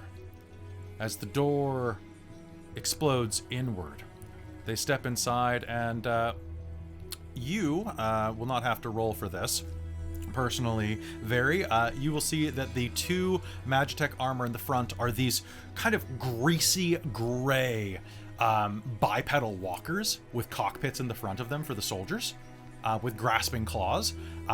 Those are Magitech scourges. What you cut your teeth doing some of the drilling on when you were just a kid. And behind them, in shining silver, plated with all manner of expensive looking, looks like mithril. You will see that is a Magitech Templar. One of the industrial models. One of the really powerful ones. As they explode the room in and take a couple of steps forward, the one in the front, the Templar armor, will stand up in the cockpit, still in control of itself, and will brush some of the core dust that floods into the room away from his visor. And Claudette, you will hear a familiar voice. Good! Good! You caught her! Fantastic work, cousin! The voice of Reign Emrys. Great! Oh, and you even brought the Blood Hunter here! How perfect! Well, we don't need any survivors from this one, do we? By order of the Empress, Aurianna Otker, Bird Boy, get fucked. And he's going to slip back in his seat, and I need an initiative roll right now. Alright. Oh boy. Oh, a nat 20. Perfect. Holy shit. That's a 23. Okay. Oh. Okay, and so pop it in the chat, please. Okay, so I'll use that and that. And so Aurianna has a very low initiative there. And I have a very high initiative. Okay, what's my initiative boost? Sorry, I wrote the stats for these creations quite a while ago, so I have to refresh myself. Okay, so looking at the initiative, I have Ivy with a 24. I have Akario Maravek with a 23. Talfrin, what's your dex? +3. Okay. Then that is going to be a true tie. I'm going to give it to the Magitech armor. Sure. Okay, Talfrin is the 23. Okay, after Talfrin, it is going to be Auric, the angel dude. And then it is going to be Dirty 29. That's not a thing. So lead-in, and then Christine has a Dirty 20, so it's going to be Christine. Okay, then we're down to 8. Dirty 20 with Mike. Actually, both with you and Mike got a Dirty 20. So basically, every round I'll just alternate who goes first. So at the first round, you'll decide. Okay. And then we go down to lead-in. So it'll be. Oh, I forgot to roll for the carbuncle. So the carbuncle will go next. then it will be Anna, Magitech 2, Magitech 3, and then it's going to be Leiden right above them. And I think that's everybody. All right, as they advance, the guns begin to heat up, the pincers begin to heat up, and you will hear your cousin yell, "All right, boys, let's rock and roll!" And I think that's a great time for us to take a quick break. He's such a tool. Right? Yeah.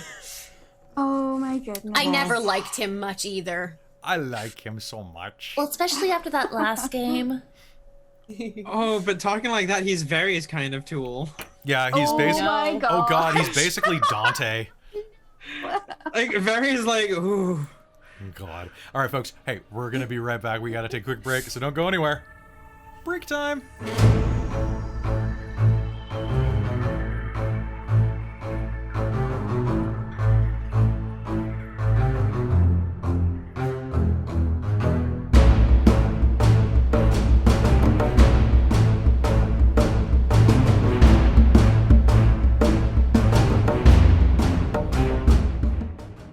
Let's talk to the chat. Hey, folks, thank you for watching. This is the portion of the program where we talk to the chat. I think I only have about 15 minutes I can do this time, though, so keep an eye on the clock at 7:22, or 9:22, 7:22, we're 2 hours late.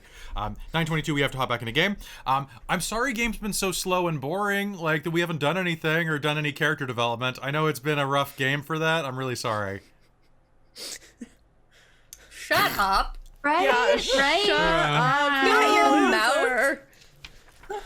Sorry, I had to say it because it Holy. was funny. So yeah, sorry, it's been a busy game, guys. For those of you who are rating, what's what? I know. Oh, the chat's freaking out now because they're just hearing it. So yeah, I hope that you've been enjoying game chat. Sorry, I haven't been paying that much attention to you because I'm trying to hit all this. And I guarantee, Talfrin, I do have Yes, something Sam. for you. Oh, that's okay. I wasn't worried. Actually, I was worried. Were you? But that's okay. No, I was worried about what you had for me. No, I'm kidding. It's gonna be. That seems to be concerned too. It's you're gonna be getting. So, I'm sorry to say this, Talfrin will be getting most of it next Friday. That's okay. But because we might be going to Talfrin Town soon. Whoa. Talfrandia. It's like Portlandia. See, All I've right. been having a lot of fun this game. Oh Really, my I have. gosh, the little children flashbacks, like playing baby us, is so cute. I was having a I'm- really hard time keeping a straight face. That's Right? fair.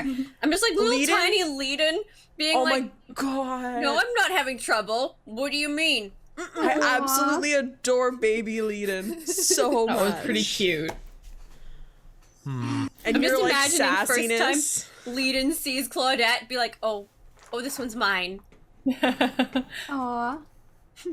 Yep. And I bet Claudette goes for like a hug, right? When they first, I bet. Oh yeah, totally. Totally And just waiting for the hug. This one's mine. I'm keeping her. Oh. I love it, so precious. But also the first few months of when am I getting sent back? Please don't send me back. Well, and I bet the first time that kids harass Leiden around Claudette, they get this little blonde fury on their hands of, you said what to my friend? Wait till my father hears about this. Oh, hell no. She'd be like, do you know who I am? Yeah. Oh, good. Truzelta did change his name to James Bo Dodge. And depending on how they reacted, it would Yep. they'd probably just get little fists of fury. Amazing. It's so good. Amazing. Throwing hands. Oh yeah. So good. Claudette would throw hands for Leiden. I'm trying to figure out what Leiden would have called Crispin for like the longest time. Occasional daddy. Maybe Not once like or that, not twice, like just being very Not like occasional. no, but like da- just being like, yeah, like what would she call him? Because she probably would have thought like maybe just once or twice to check if that was okay. I'm going to break you. What? Is that me? Is that what I'm saying? Possibly. I don't Maybe. know. So anyway, hey folks, thank you for coming in and rating us, Vorpal Tale. So, so game has been a lot of flashbacks, and now there's about to be a big mech fight, which I got to figure out how to fit on a map because it's gonna be rough. Also, it's gonna be big.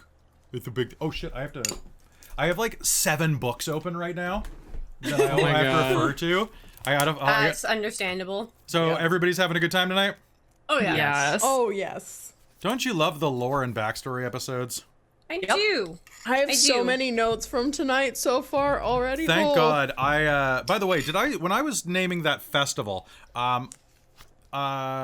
did the second name match the first name? Because I actually, I don't know. I wasn't sure. Yes. Sometimes. Okay, good. think so. I was worried I said the wrong name the first time, and I'm like, wait, which is the good name? Because my number one weakness as a storyteller, dungeon master, game master, etc., is names. So a lot of time, what I do is I don't name stuff until the exact moment, and then it's stuck. So then I let my anxiety brain fix my holdup, or else I'll spend 12 hours researching Gaelic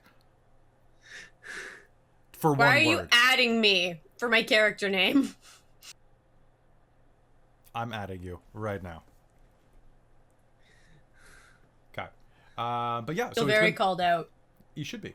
So it's a very fun game tonight. Kelly, you gotta get more index cards for that. Dude, I need moth vibes. I need time to write. You want to see what my notes look like? Hold on. Okay. You know what I love is when we have a lore episode versus a non-lore episode. Are you ready to see behind the screen? Okay. Here are my notes from last episode.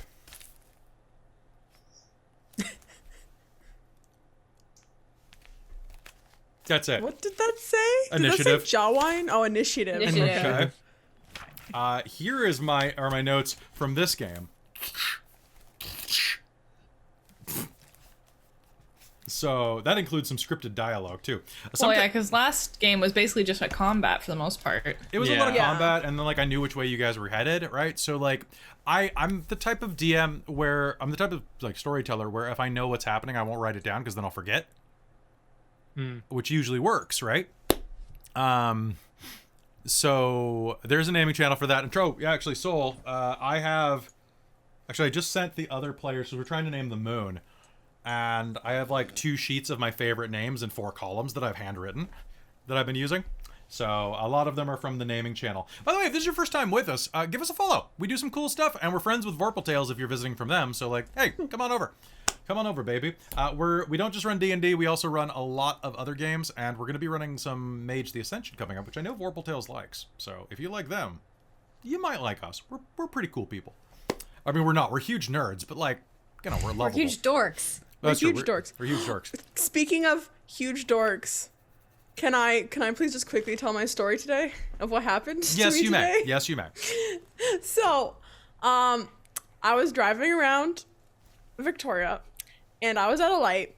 And I really hope if you're there in the chat, just type that was you. But I was sitting at a light in my car, and I have the Dork Chills magnet on the back of it. And my windows are down because it's hot. It's very And I'm sitting in the left turn lane, waiting for me to go. And all I hear behind me is, "Nice Dork Tail sticker!"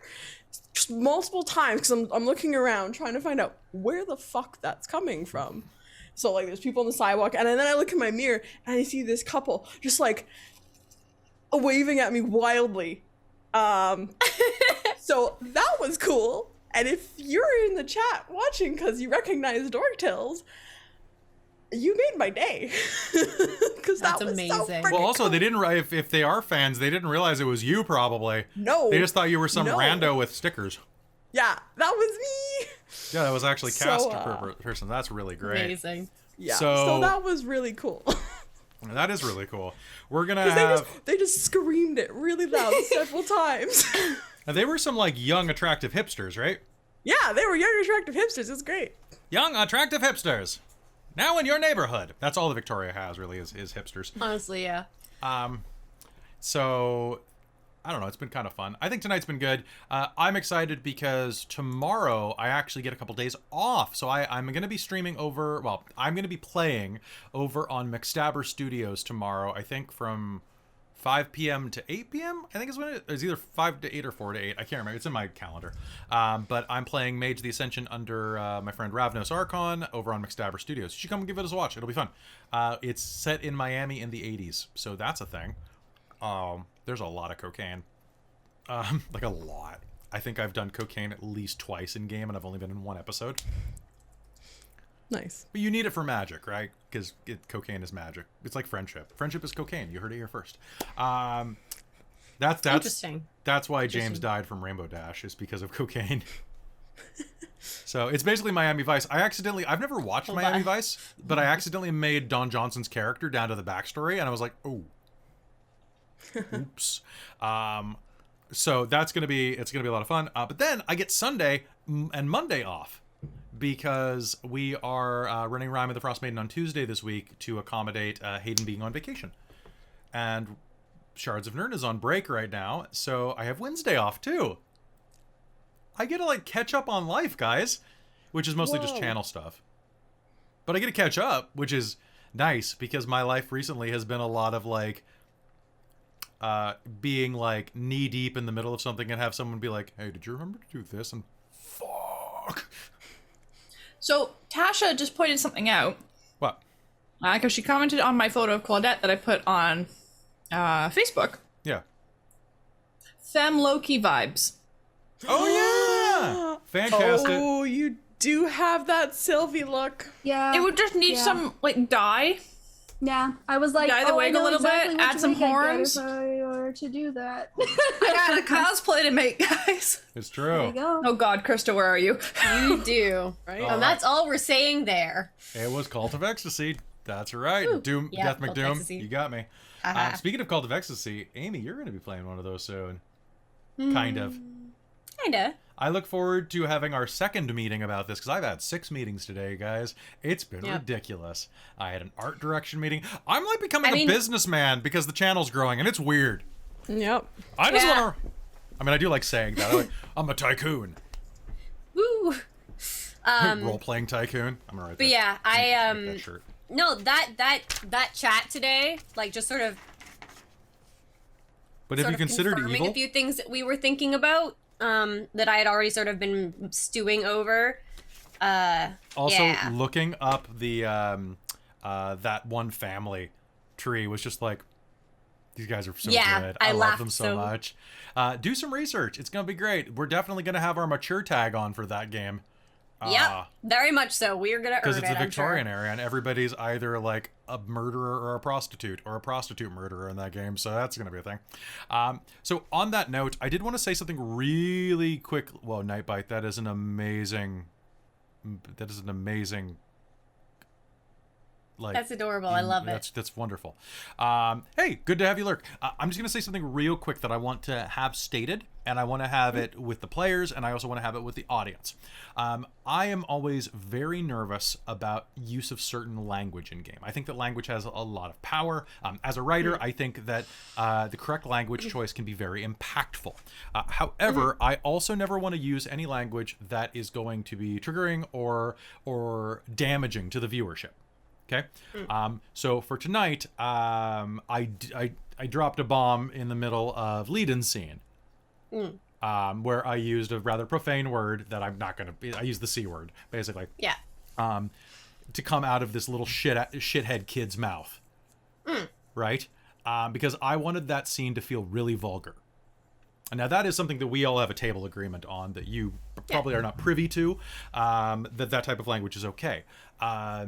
Later on scenes, for example, we also had a scene with Ivy where I deliberately did not use the direct word for it, but I implied layers of sexualized violence in what we were talking about. But in that case, I deliberately did not use the word because I felt that it would be more detrimental to use that word than it would be to use like a derogatory term for a piece of anatomy, right? Because one thing is just a dirty word for something, another is potentially like an awful situation that someone might have survived, right? So I just wanted to say it out there that it's always made me nervous to use that type of language. And if anybody who is watching, any regular fans or people, believe that when I use that language, it is detrimental to the stream, I'd love it if you let me know. Like, I'm not saying that I want to police everything I say based on on, what one or two random viewers say. But if you have any insight to this or would like to add to the conversation, join the Discord. We'll talk about it. I just never want to make you guys feel uncomfortable for the way I run. I think that it's particularly impactful, but I never want to be like faux edgy, I guess is what I'm saying. So keep policing me, especially players. And thank you very much, Nightbite. Also, everybody should go watch Nightbite, because Nightbite, although you're mostly just a Final Fantasy streamer right now, Nightbite, I want you to be in some of my damn games. What the hell, friendo? Also love and miss you. What are you doing next in 2 weeks on Thursday? Hit me up. Because I have a spare slot, and you can even come in as your VR character. But no, Nightbite's a very... That call out. You have been attacked. So you're playing FF14, huh? I've started playing it a little bit. Thank you very much. Have to talk about data servers and maybe. But 2 weeks next Thursday, you're in. Are you? Because guess what? I had an opening for a special guest star because my good friend Bam had to go back to work. So Nightbite, if you're really in, you can be in the final episode of Candlekeep Mysteries. As a level 16 character. Rad. Level up, yo. Level up. Level up. Level up. Level Get up. your level level up. on this level. Level up. Level up. Level up. Level up. Anyway, sorry. Okay, so we got to head back into game because it is time. Guest star. Reach out to me. Would you rather talk about this on Facebook or Discord, friendo? Because here's the thing. Nightbite's like a big fucking deal on Twitch, so you should go follow them because they're really cool. Love Nightbite. And they're like a partner now, so like they're a big deal. I remember when they were just a little piss ant. Actually, He was always a big deal. and always a piss ant at the same time. In my heart. Right? Like it's both. But no, they're wonderful. You should definitely go follow them if you want some they're really big on mental health support, on LGBTQ community stuff, and basically like if you need a good place to go chill and just be yourself, it's a great stream to do that on. They do a lot of talk shows and stuff like that, or at least they have. I don't know if you have recently, but you've been doing a lot of Final Fantasy 14, but you should definitely check them out. The last thing I want to say before we hop back into game real quick is I love you all. Both viewers and players. And if I kill you, I'm sorry. But not that sorry. You're saying that to the players, not the viewers, right? Oh, yeah. I wouldn't take that as hard as Farrah leaving. Spoilers. I think Charlie appreciated the break as well. He wanted all the cuddles. I saw you petting. He started crying. Don't take it that hard. It's not. I love you, Charlie. Oh, don't do that, honey. You're okay. All right. Because he hears you, and then he's just like, I want him. I want Kelly. You are all phenomenal people, and I really want to say this real quick because I want to make sure that it's never lost. All of you, like I see so many of you here coming nightly, or at least once a week. Like everybody in the chat right now, you're all wonderful people. Seeing your faces, seeing your names and seeing you chat and the kind of stuff that you say and the hype that you get really is sustaining to us, and it really matters. And it's always that weird level where between relationships and parasocial relationships where it's like, are people actually your friends and community, but like you guys actually are, and that's I don't want you to ever think that we don't notice, because we really do, and you're all really important. Speaking of which, don't forget that we also have a Patreon that you can... That's segue. That's segue. I'm sorry. I've been watching a lot of Patreon into the DMs. I've been like, yeah, basically sent you a photo of my Patreon. Please respond. I've been watching Markiplier recently, and that dude has gotten so shilly. He does it really ironically, but it's like, bro, you make like $3 million a year. I make like not $3 million a year. I make $3. I make less than that. I did the math for Robin when she was over today about how much I get for like the book that I wrote. On hours, I made $1.80 per hour I put into that book. Wow. Yeah. That's awful. That's for more than 100 hours worth of work into the part of the book I wrote. It might catch up. It won't catch up. But anyway, so folks, we got to, you do it because you love it, not because it pays, unless it does. Which, but seriously, we do really appreciate you. I really appreciate you. And I have to go kill these players now because I'm overtime. Where's your $2? What do you need $2 for? What do you need $2 for, IT Witch? $2 cash. Make $2.80 a month? I mean, you should make about $3.50. Also, everybody should go buy Froghemoth Legs' homoerotic novels. What? Oh. Oh, yes. What? Froghemoth Legs has been writing sexy stuff. Oh. What? What?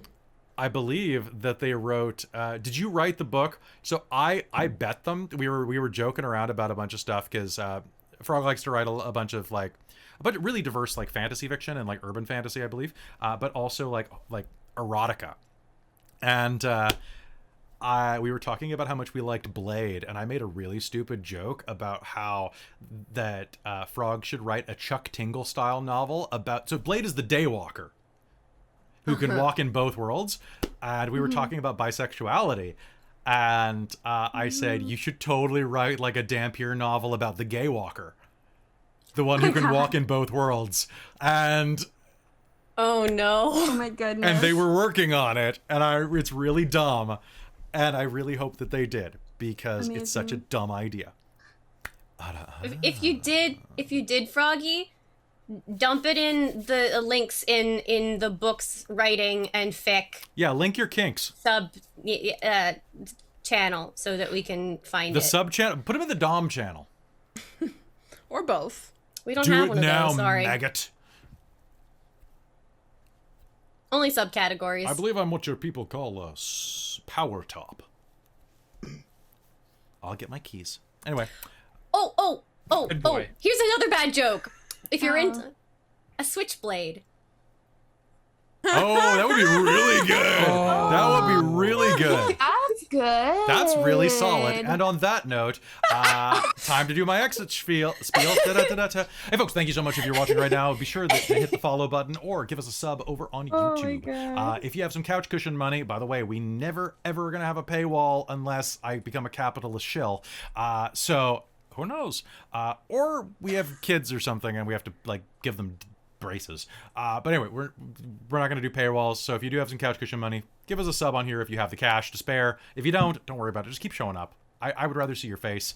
You can also support us over on Patreon or buy really stupid merch with my face on it right now over at the Dork Tales TeePublic, which is so nani.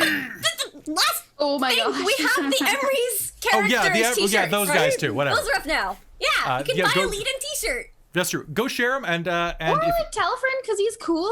yeah. Yes, an ass. But seriously, if you want to help the channel grow, invite more people. Tell more people about this. Spam us on boards. Don't spam, but like share us on boards if you like us. And with that, whew, let's head back into game. I love you all very much. I remember you said that we could roll. I'm going to. Yeah. Okay, cool. Vengeance for Gloom Giant. Okay, hold on. I'll put that on my note. It's Justice for Gloom Giant.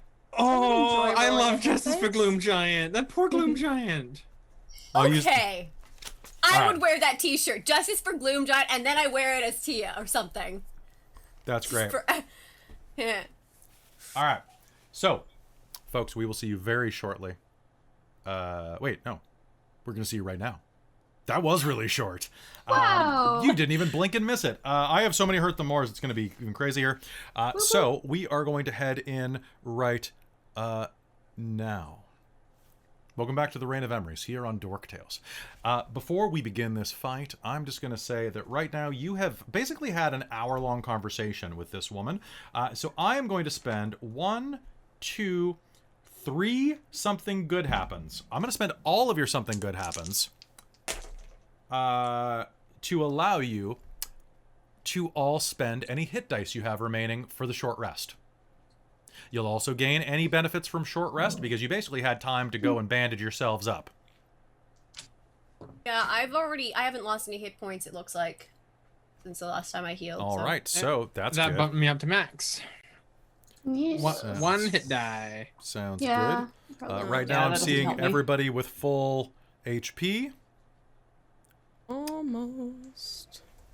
We got there. Do you want us to change the tokens Nice. on? How do I change the token health on Roll20? I don't Oh, know. did you want us to add the Yeah, token health? No. Okay. I actually prefer token health not be on because it obscures the screen. Okay. I was just wondering because you said it looks like everyone else has full HP. Oh, because we said this doesn't help us. Oh, sorry. I meant Yeah. Oh, okay. I meant determination. My bad. Oh, okay. Because I was like, I'm not at full Gotcha. HP. I'm Sorry, I'm much better adjusting. than I I'm was, adjusting but I the wasn't really battle bad. map frame real quick. Okay. And I'm basically being my ADD is showing. Sorry, let me put it back in. Whoop. All right. All right, so folks. Charlie, shut up. Stop it. Yeah, bud. Charlie. Yeah, stop it. So that leaves 3 drama bombs and 10 hurt them mores. Ah! Nice. Concerning. Okay. And with that, I think it's about time that we get rickety wrecked. And let me just jot this down before I forget. Okay. The machines enter. The 3 immense Magitech suits, each nearly 15 feet tall, comes through. Now, anyone who has ever played, these are modeled after the ones in Final Fantasy 3/6. So they're basically riding units that kind of look like someone is piloting Ed from RoboCop. So slightly along the line of the construction suit that Ripley uses. No, these are basically like mounted, like it's like a pod on legs. Okay. So actually, and if you want to zoom in, you can see what they look like really clearly on the map. But with that, they enter. Your cousin says, "All right, boys, let's rock and roll!" And we are in initiative rounds right now. Ivy, you are up first, transitioning over into the frame. What do you do? I You can hold your... You know what? I want everybody to do me a favor and make me a will save to see if you are kind of surprised this round. Okay. Wisdom save, I mean. Because no one Well, expects... I'm already knocked down. However, that's, 16. Wisdom 16? save? 18. 18? Nice. Stinks. 19. And 10? Okay. 10. So, Leiden, you are going to be a bit stunned by this. Ivy, what'd you get? 18. 18? All right, so Ivy, you are going to act normal. Everyone's Okay. going to act normal. Leiden, you are going to have disadvantage on any rolls this round. Just because you're kind of startled. So not a full action loss, but still. All right, Ivy, they burst through. Their guns flare to life. What do you do?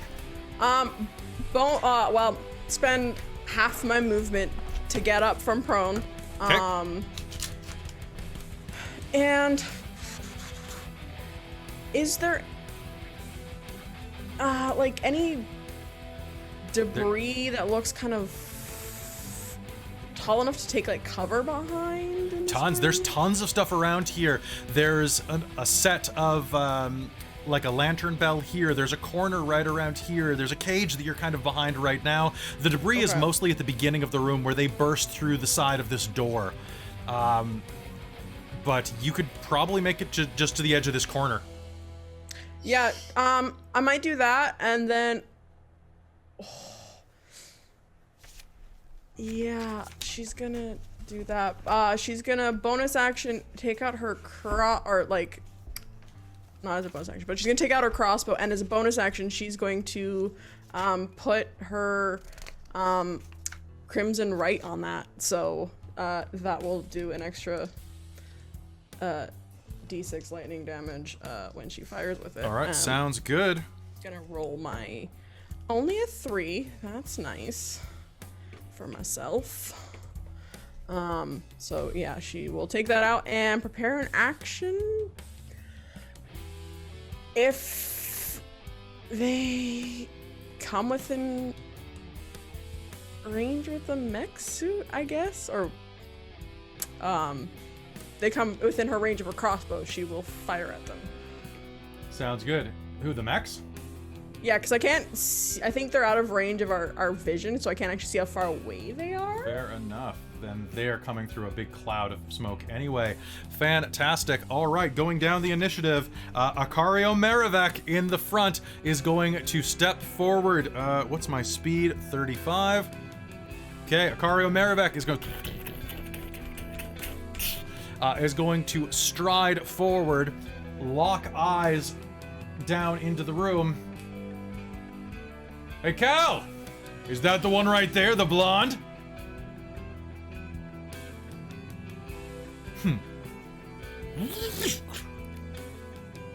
Hi, slave.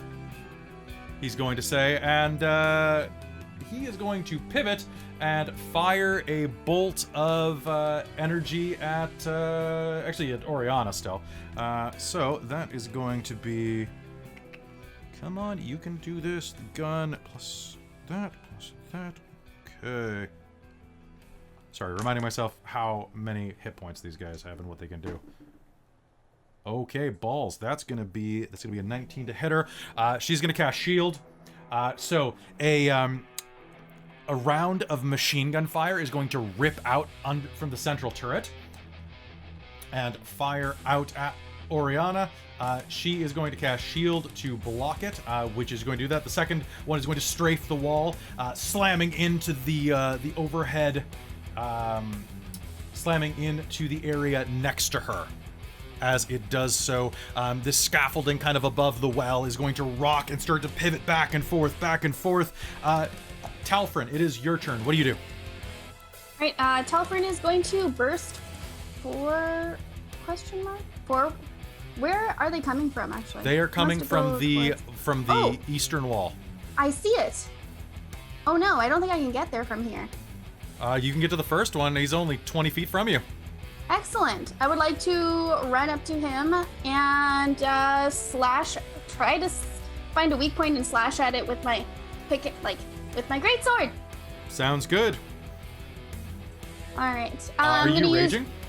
Yeah, absolutely. So I'm raging and I'm going to use Great Weapon Master. That sounds great. But before you do that, I need you to roll me D100.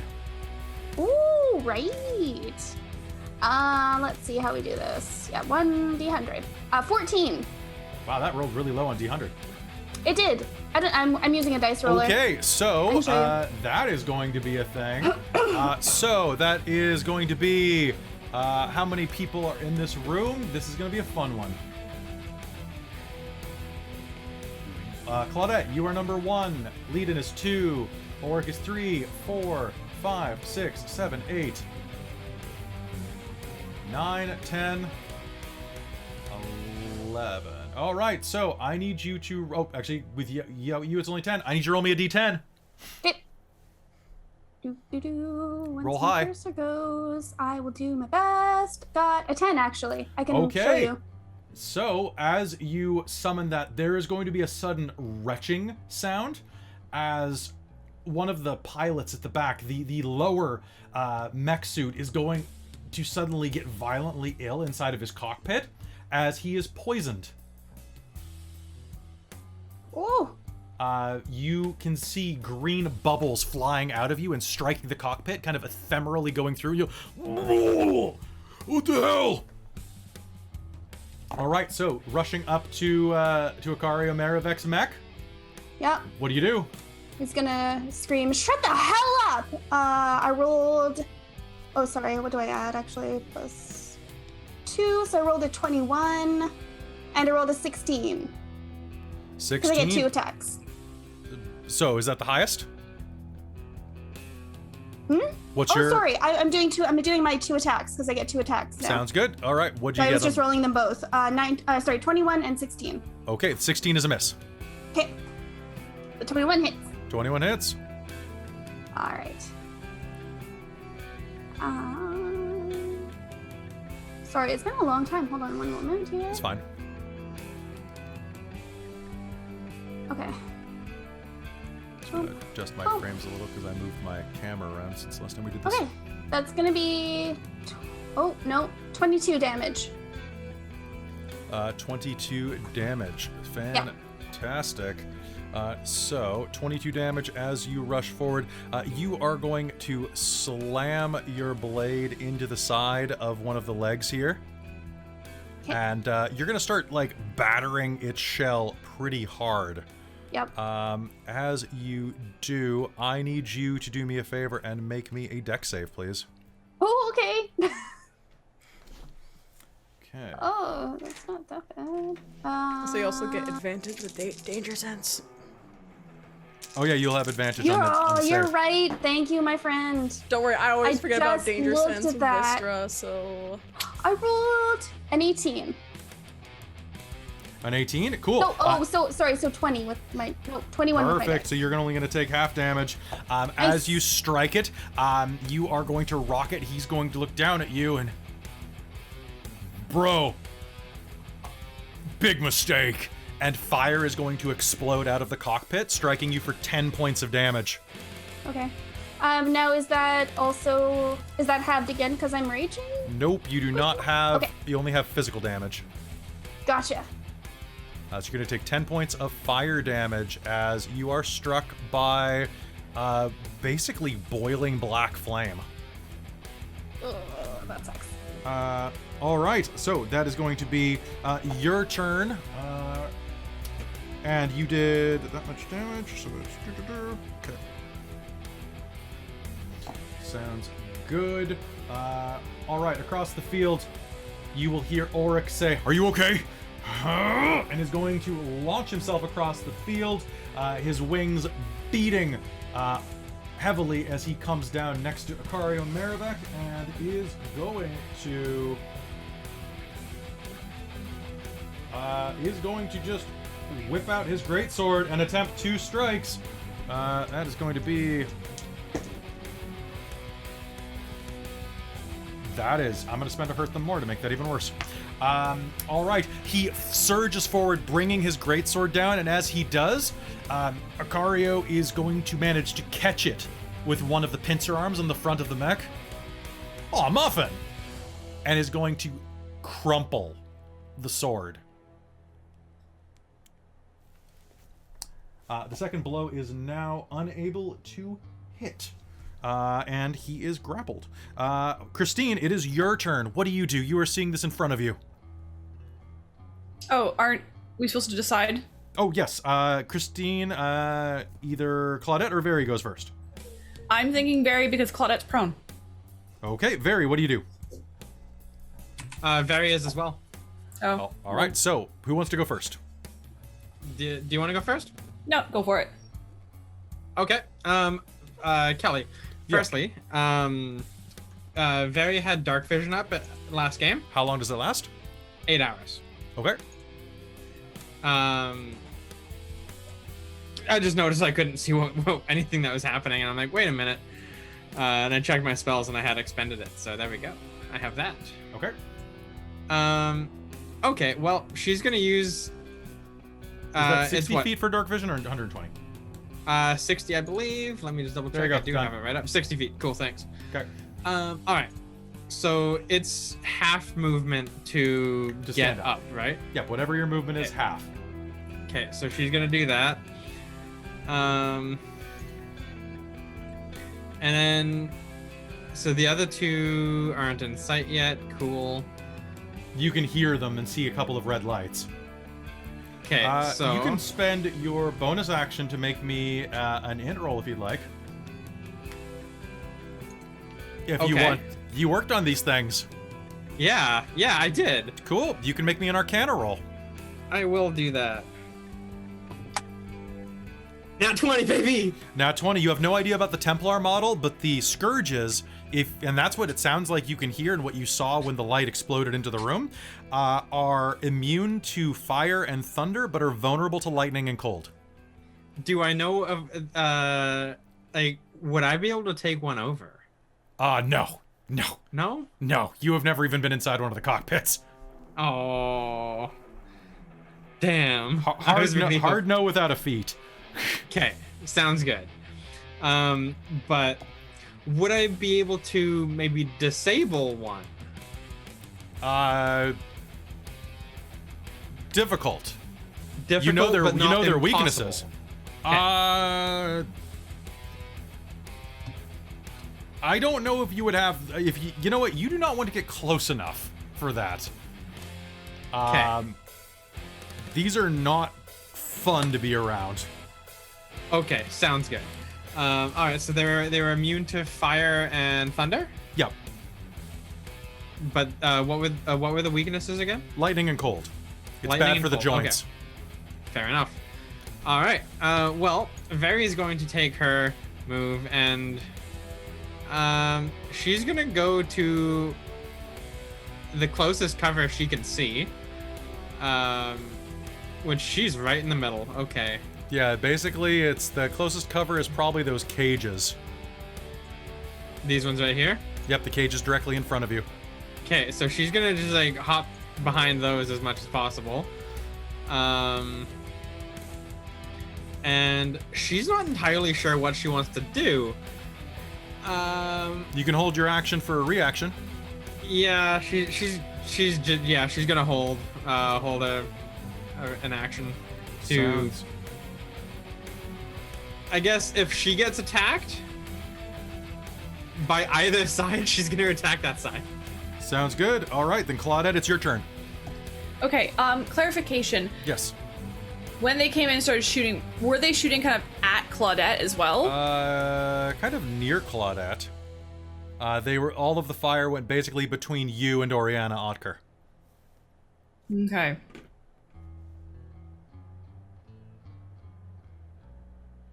I'm really not sure what to do. I think Claudette's going to try and get back on her feet and get over kind of back behind, I don't know, these experiment tables or something.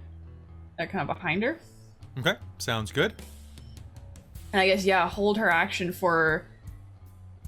I think, would she probably know enough about the Magitech armor as well to kind of guess that cold would be bad? You'd have to make me a roll to let you know. Sure. So if What you want to roll? spend your bonus action to make me an Arcana roll, go ahead. Or you can spend it to enter Blade Song.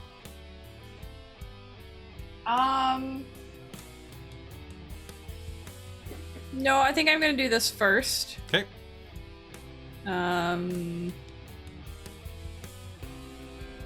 Dirty 20. Dirty 20. You know that they're particularly weak against lightning. What you will also know as well is that your brother has a particular dislike of them because he doesn't like being near anything with a self-destruct button. Which has been refitted onto the older models. So if these things take enough damage, they can self-destruct. Okay. Well, Claudette will basically be ready with, I think, chromatic orb if she gets attacked. She's not quite sure what to do yet. She's not fully onto the other side. She's also kind of pissed that her cousin has interfered and potentially killed her brother, or aided in killing her brother. Though she's not sure if he's actually dead, etc. Sounds good. All right, so if that's going to be that for your turn, the Carbuncle is going to act. Carbuncle is going to run up next to where Talfrin. And Talfrin, you ran up and attacked.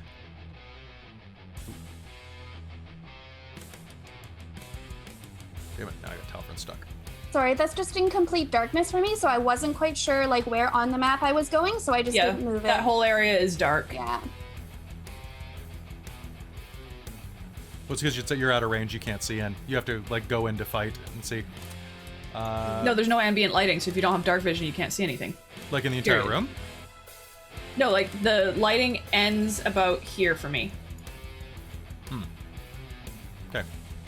So I think you've got light sources lit up on there. If you don't have dark vision, if you move forward, you just don't see anything. Yeah, I also don't see anything around me currently. But that's okay, I can... As long as it's not spoilers, I can look at the map on Twitch. Sorry, one sec, guys.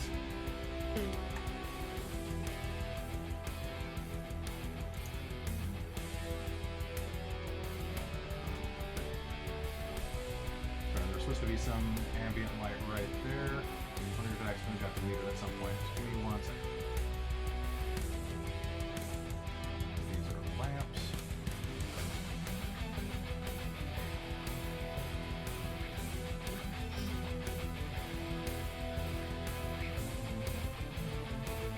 Pardon the delay, everybody.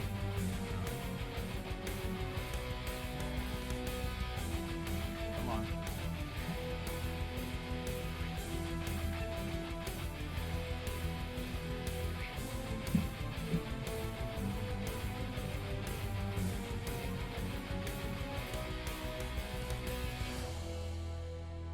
What the hell? Okay. Sorry, computer's fighting me, Rude technology. basically. Okay,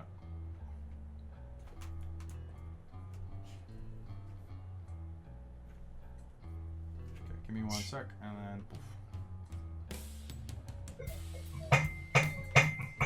Hi, dog.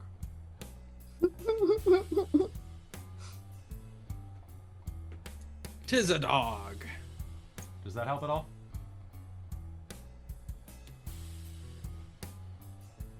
Yes, that raises light. Yes, now I can see the There we thing go. standing right beside me. Thank you. Okay, sorry about that. That's okay. No, don't ungroup. He is drawing. I don't understand why Charlie's being a pain. Because he thinks that other people are coming home. Ah, yes, that would. Because it's getting late, and why wouldn't they? He's been out already. And, It's bedtime, Charles. Chill. and you know He's a what? good dog, but- This is the Templar model, so what I'm gonna say.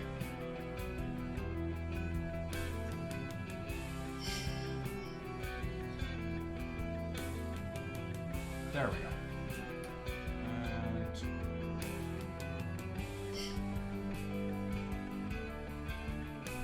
these are not stealth models, so we'll say that they emit a bit of low light as well. There. How's that? Better? Yeah. All right, so pardon that. All right, so back into the initiative. We are at the Carbuncle is going to rush up this way, and Carbuncle is going to see what is going on here and is going to bear down, lean its head forward, and is going to fire a beam of red light out of its eye, or pardon me, out of its stone, which means that I have to make 2 dex saves. Oh, well, that sucks. Oh, wait, Poison Guy has to roll with disadvantage. Okay, so that is 2 fails, actually. So that's going to be 3d6 radiant damage that both of them take. Nice. So that's going to be 11 points of damage for both of them as a laser beam shoots out of this thing's head. That is going to be dropping to that, and that is going to be... Boom. All right, the laser beam is going to fire directly out of this thing's head, and that is going to be its turn. As this is right here now, I believe, Ivy, that the big mech is inside of your range. Did you say you were going to fire if something entered your range? Yes. Okay. I do have one thing to point out for you. Mm-hmm. Aurianna Otker is 40 feet away, and the mech is 30 feet away. You are almost equidistant between 2 targets. Yep. Well, my crossbow range is 30 feet. Is it only 30 feet for as a hand crossbow? Yeah. Okay. So, if it's coming in range, it's making an approach to move closer and attack. It is moving closer toward Aurianna. Yeah, I know. What do you do? And no one else. I know. Well, I mean, Talfrin attacked the mech, so. You've only known Talford for about a week. I know. I know. Ah! I don't know what she would do here. All Fuck! right. Carbuncle is acted. Aurianna is going to cast a spell. Aurianna is going to grab a magic sigil, hold it up, and is going to cast Summon. There's a rattling on the floor, and the cage directly in front of Very is going to shudder and collapse to the ground as a creature made of iron held together by lightning and magnetism appears. Whoa. That's a magnetic golem. Actually, that's probably exactly what Very would have said as that happened. Just, whoa. All right. That's very cool. That is going to step forward and is going to punch the mech in the face. Nice. It's pretty dope. That's going to be 2d12, 16, 20 points of damage. Damn, son. Get over here, you idiots! Leiden, it is your turn. All right, so first thing Leiden's gonna do is going to take a step back. Oh, no, she's actually just take a step, 5-foot step to the side just to kind of help be slightly more in the way of Claudette and other potential things. And then is going to cast, as her bonus action, Shield of Faith on Claudette to give her a +2 bonus AC. Do you need me to roll for weird magic bullshit? Nope, the core dust has not reached you yet. Okay, cool. So we're gonna but do I would like you to make me a charisma save. a charisma save. Yeah. Okay, I think that I succeeded at that because that's a 25. Cool. Or not, who knows? Okay, roll me percentiles, please. Oh, okay. That's a 17. 17? Okay. As you raise your hands for Shield of Faith, you are going to feel a thrum of magic energy echo. Uh-huh. You do not lose the spell slot. Oh. Arcane Interesting. energy, divine energy is going to flow out of the wellspring behind you, through your hands, and into the spell that you cast. Huh? And then as her action, because Yes. this seems like it could get very, very, very hairy here, she's gonna... Which is different than a Pop- hairy, very. Yes, very different. She's going to release some divine energy from within and is going to pop her wings. And so this is like wings, like ghostly, shadowy wings just go up behind her, sort of shimmery in the dimness. And her eyes start to glow and there's like smoke, like misty smoke coiling around her. And that's all she can do because it takes full action to do that. Cool. Sounds good. All right, that's going to happen. Both of the other Magitech soldiers are going to stumble forward. Resistance is useless. Put your arms on the ground now. Except for you, bird boy. And the one that's been vomiting on his sweater already is going to make 2 attacks. One with its pincer claw with disadvantage. Against my armor class of 16. That is going to be a miss. And then is going to it can move one more square here. It is going to reach out with the device in its underbelly that actually Very did not see. This is a new model. Well, it's a refitted model, really. They're basically rebuilding Pintos. Oh, and what am I doing? That's not the way this works. It's a dex save. So that is going to be Elemental. Okay, Elemental's fine. And he is not fine. I'm going to spend something good happens to allow Auric to roll again. That is still not fine. The Magitech below is going to try to pinch. The guy's going to vomit a little bit on his shirt again. I'm initiating it! And pulls a lever. A 10-foot long vibrating scythe is going to rip out from underneath the chassis that he's riding in and rip across the magnetic golem and across the angelic form of Auric, which is going to deal... let me just add in his boop, boop. That is... Okay. That is 3d10.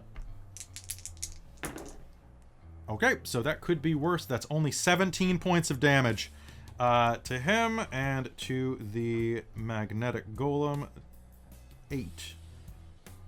All right, sounds good. That's going to rip across. Okay, that's not great. All right, and then the other one is going to round up on Talfrin, and well, buddy, it's going to try to claw you once. Sure. So, what's your armor class? 17. 17. Cool. I'm spending a hurt them more. Okay, that's going to be a 21. I need you to make me a strength save. You have advantage because you're raging. Perfect. Boop. Boop. That's a 16 on the dice, so that's gonna be... Strength save's gonna be 23. Okay, so that could be worse. That is going to be 13, 17 points of slashing, of piercing damage as the claws slash across you. That's going to reduce Okay. by half. You are not prone, so he's just going to try to hit you again. Okay. That is only a... that is unfortunately only a 14, so the second one's not going to hit you. Okay. Get off my boss, he says. Now we're at top of the initiative again. Ivy, what do you do?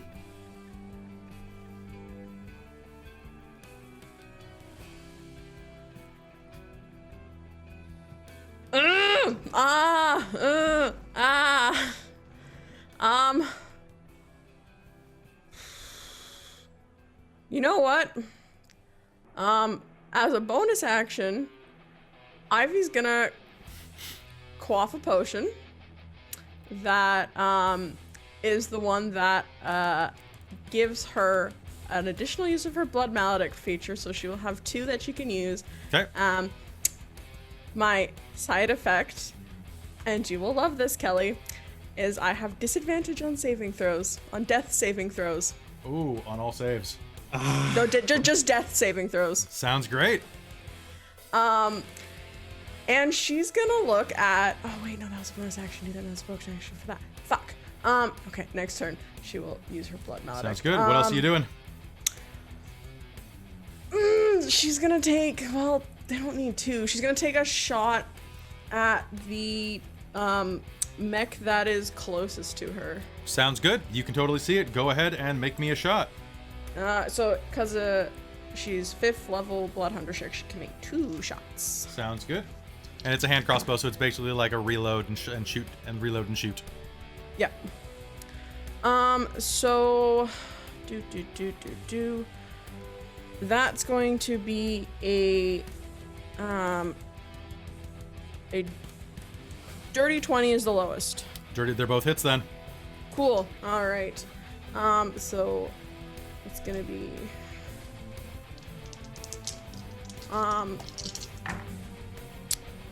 so those 2 were my lightning damage ones, those 2 were my regular ones. So it's going to be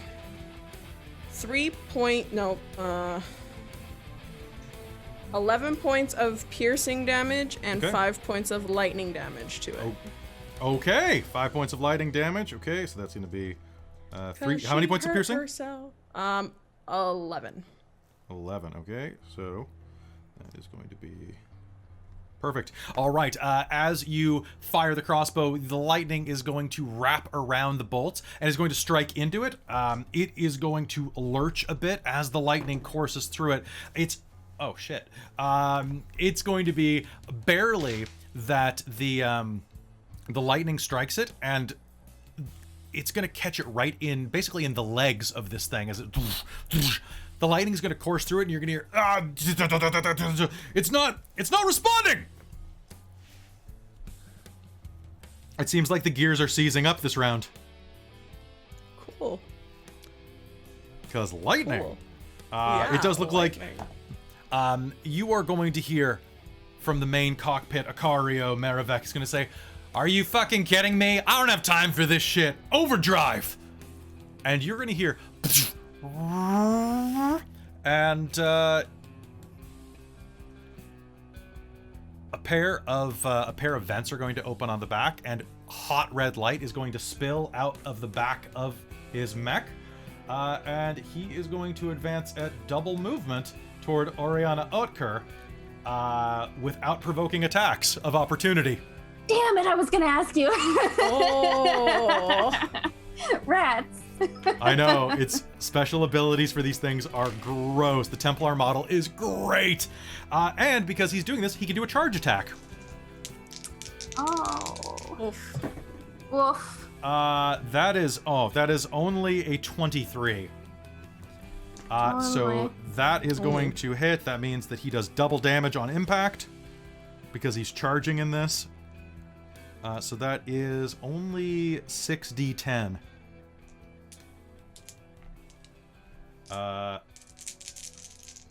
Here we go. Oh god, really? She's fucking lucky. 10, 15, 35 points of damage plus 41 points of damage is the best that he gets on this. Okay, ripping across, he is going to smash through side of the well. The old stonework and masonwork that it's built into is going to explode, and a puff of core dust is going to enter the air surrounding the well from the core crystals that are embedded in it. The area is going to be suffused with this quasi-anti-magic energy. There we go. So Leiden is in it, and Claudette is on the edge of it. Damn. Okay, and as he says that, he's going to reach out, and with a long blade, almost like a greatsword coming out of the side of one of his mech's knuckles, is going to plunge it into Aurianna Oker's stomach. It only kind of wings the ribs and off the side, but it is a very bad hit that's going to need some healing. Okay, that is his turn. Talfrin, it is your turn, my friend. You have another mech directly in front of you, one beneath you. All right, so he's gonna look around to the other mech he didn't hit yet and be like, all right, you asked for it. And he's gonna swing, sorry, you said that the angel guy was the one that was grappled and not Talfrin? The angel guy was grappled and was dropped to the ground when Maravek launched forward. Okay. So I can still use my 2 attacks, right? Yes, you can. Awesome. I'm gonna try to do so. He was not able to. So basically, Scourges, their whole thing is they knock you to the ground and then mincemeat you while you're on the ground. Oh, gotcha. With strength saves? With strength, yeah, they have to knock you to the ground with strength saves. Gotcha. So they're not very good against you. The Templar would be really good against you, but it's busy. Oh, probably. But I wanted that one. Okay, anyway, I'll roll. Sounds good. You can chase it. Get back here.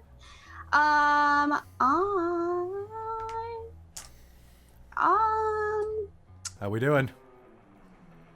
Give it. I rolled a 21 and I rolled a 13, but I'm lucky, so I'm gonna re-roll that Yes, 13. you are. Re-roll it.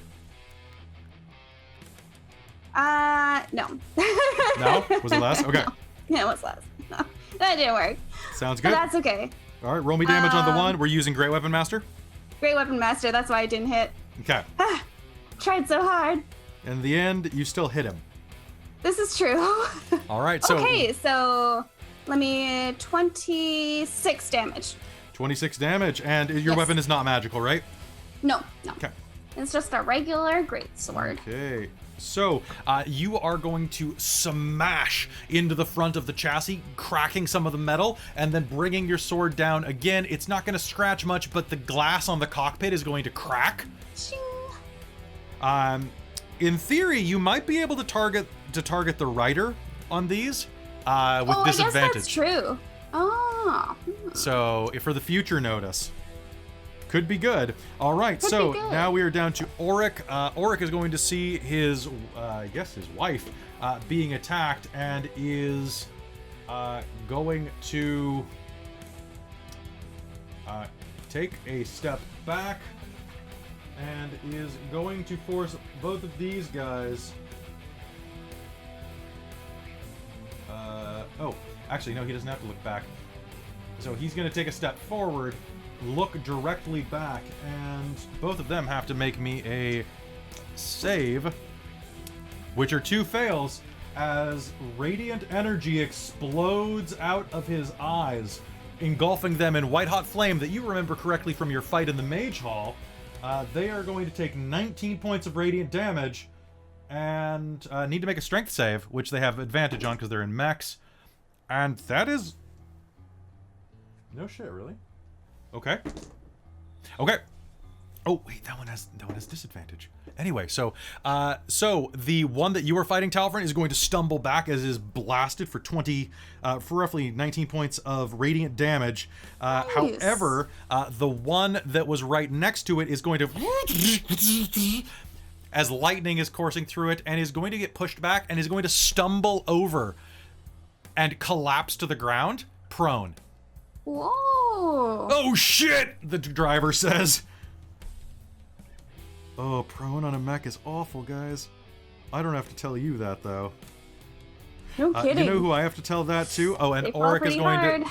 Oric is going to take the rest of his action to fly up behind this, because that's all he can do. Now we are at Claudette and Very. Who's going first? Very, go for it. Okay, sounds good. Well, Very's a little pissed at this now. And the guy in that armor seems like a total douche. And she's great. smart. Yes, I mean, he seems fairly dreamy to her, but she's gonna run up behind this table and which one do I want to do? I've been fighting myself for this one since last round. Okay, she's gonna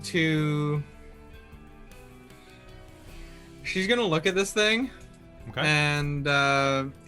and basically just shout out, "Time to dance, motherfucker!" And she's gonna pull out one of her spell grenades from her belt, unclasp it, Okay. and she is going to lob a chaos bolt at this thing. Okay.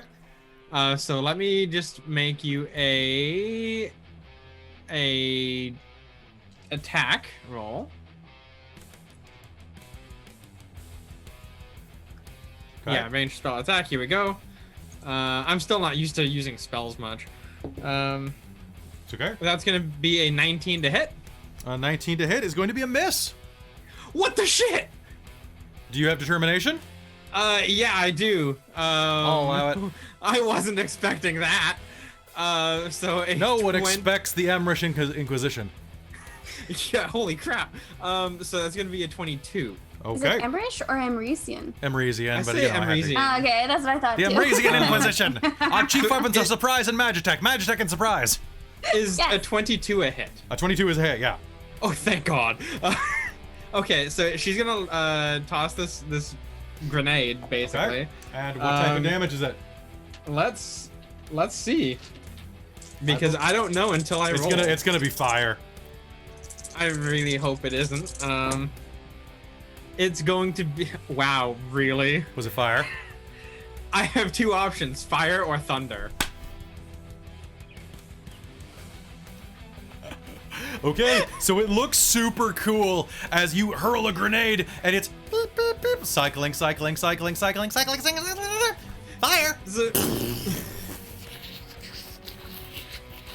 A fireball erupts around the mech, and as it's plunged into Aurianna Otker, he looks over his shoulder. Don't worry, babe. I'll get you next. Claudette! He hasn't actually spoken this round, so he'll look over. Hey, cuz! Help me clean up this riffraff! Bruh. And, She's gonna like cough on the corners and be like, "Oh, did you have to shoot towards me?" all right. And Claudette, it's your turn. I don't know what the fuck to do. Fair. Like, I guess, I hear you whimpering, Christine. I know you're worried. Charlie, you're gonna get put in the bedroom Charlie, for a you're bit. gonna get in so much trouble soon. Shut up. And stop. No tail. Thank you. Meanwhile, the mech in the background that's Hey. prone is flailing. It's like tinka tinka tinka tinka tinka tinka tink. That's why I've been muted this whole time. I think I'm just gonna hold. What's your declared action then? It'll be using my bonus to go into Blade Song if I'm threatened. So you can go. Well, you can go into Blade Song and still hold an action. Yes, but Blade Song only has so many uses. Okay. Like So many. hold to go like, into Blade it Song. only lasts for if so long. threatened. Sounds good. Yeah. All right. The carbuncle is But going. she's just gonna pretend that like the coughing has gotten her. Like she's coughing on all this core dust he stirred up, sort of thing, because she's just not sure what to do. Okay. The carbuncle is going to rush forward on its turn, using its sprint action to leap onto the back of the mech and start clawing and tearing into the side of it the best that he can. He's gonna try, dang it, because he's a good kitty. That is a yeah. 22 and a 23, because it rolled really high. That is a 1 and a 2 for damage, which turns into a 3, which turns, okay. Or his weapons, oh actually technically its weapons are magical. So that's cool. So that's 7 points of damage. Hey, that's better than nothing. As it's, get over you twerp! Chink, chink, chink. I'm gonna use Hurt Them More to spend to use a reaction. Cool. And that is going to be 1, 2, 3. Cool. How many hit points does this thing have? 36. Cool. It has less now. As it is clawing, the claw that is not embedded in Aurianna Otker is going to go grab the carbuncle and hurl it bodily into this ancient winged statue at the back of the temple. And you're going to hear a noise as blood sprays out of the back of the carbuncle. It's going to take about 80% of its health and damage and hit the ground hard. And the statue is going to start wobbling. All right, that is the carbuncle's turn. Aurianna Otker is grappled and is going to use.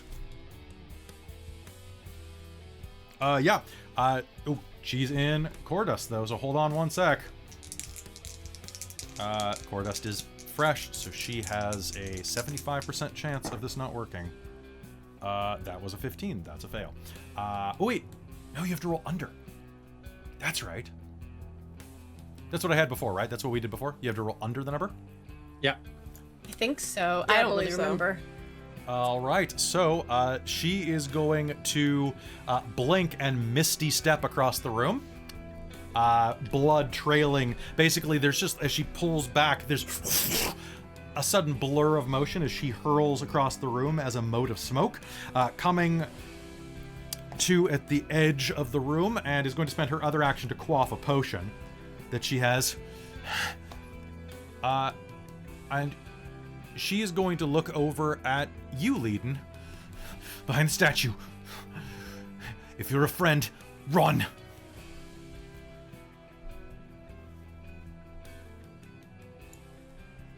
Go! That's going to be okay. Back up to 70 hit. Back up to 60 hit points now. Leiden, it's your turn. What do you do? She said behind the statue, right? Yes. Okay. So I didn't actually say this before, but Leiden was actually just on her knees. She didn't fully stand up, just for the evocative imagery of that. But this time she will get fully up to her feet, and is going to step back to Claudette first and say, "Let's go." Grab her and start trying to pull her. If Claudette will allow it. If she doesn't, if she resists. Should I roll a deception check on the cousin, because Claudette is just kind of trying to not get into this too much yet because she's not sure what side's right. You may. Yeah, no, Leiden isn't either, but she doesn't want to be here. That is gonna be an 18. So she's kind of like half bent over, coughing from the core dust. Yeah. Sounds good. So Leiden's kind of like I think it's basically how this goes. Is like Leden's gonna take a step over, and she's leaning down, and she's got a hand on her shoulder, and saying, "We should go." And Claudette is very used to being directed by Leiden, so All I right, think she'll just let her push her out of the way. Sounds Yeah. good. All right, And so then- you may do so and move your full move. Okay, so I have 30 feet flight. Okay. And if you use your dash action, you have 60. Yeah, so can I fly 60 feet to... I'm not sure how... Yeah, you can. Yeah, I'm gonna get over to the statue. We're gonna fly to the statue. But You're as just dragging Claudette with you? Yeah, that's her hope. That's what As she's you hoping fly to do. over and behind the statue, you will see that on the wall behind it is that same heart-like sigil on the wall with a little smear of oil grease on it, as if someone had touched it. Oh. You can reach So it. I think I can just reach it. Yep. So, yep. And All we'll, yeah. Can she touch it or do something? Yeah, you can touch it with your bonus action. Okay. As you sure. press it, it goes in. And an old stone wall swivels, revealing a tunnel.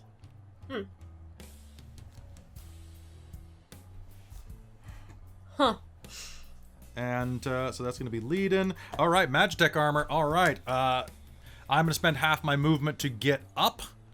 I'm going to spend all my movement to get up because my movement was already super nuked by lightning. And Ivy just attacked me. So, Ivy, do me a big favor. Tell me your armor class, please. Yeah, it's 16 right now since she's not dual wielding. Okay. That's a 16. And that's a 25. Uh-huh. Okay, so just one moment, my friend. Okay. I need another D8. Okay. Alright, 4, 8, 12, 16.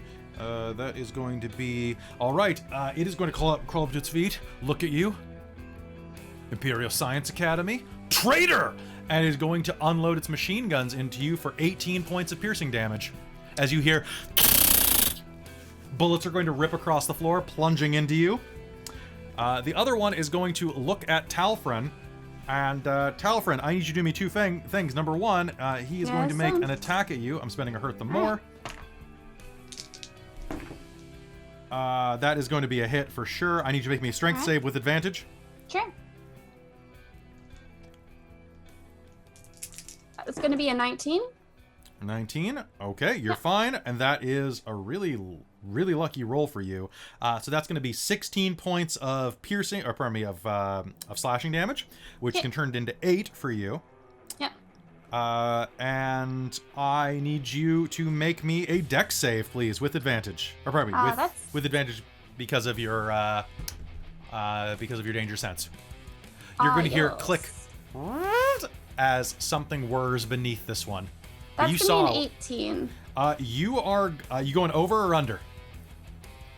Over. As you hear that, this thing lifts its belly up toward you, and a 10-foot-long scythe blade is going to launch out at your midsection. Using your long legs, you're going to spring over it and not get hit. Congratulations on that. Thank you.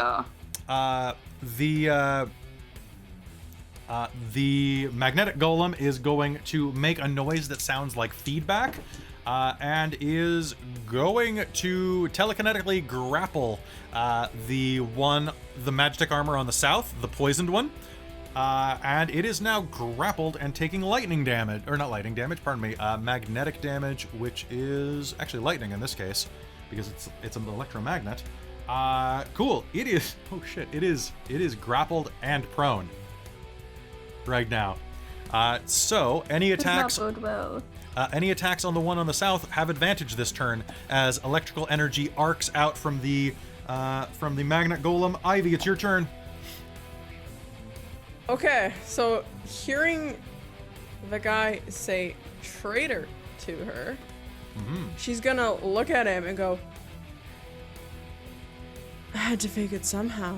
and she will take her full movement to go 30 feet closer to the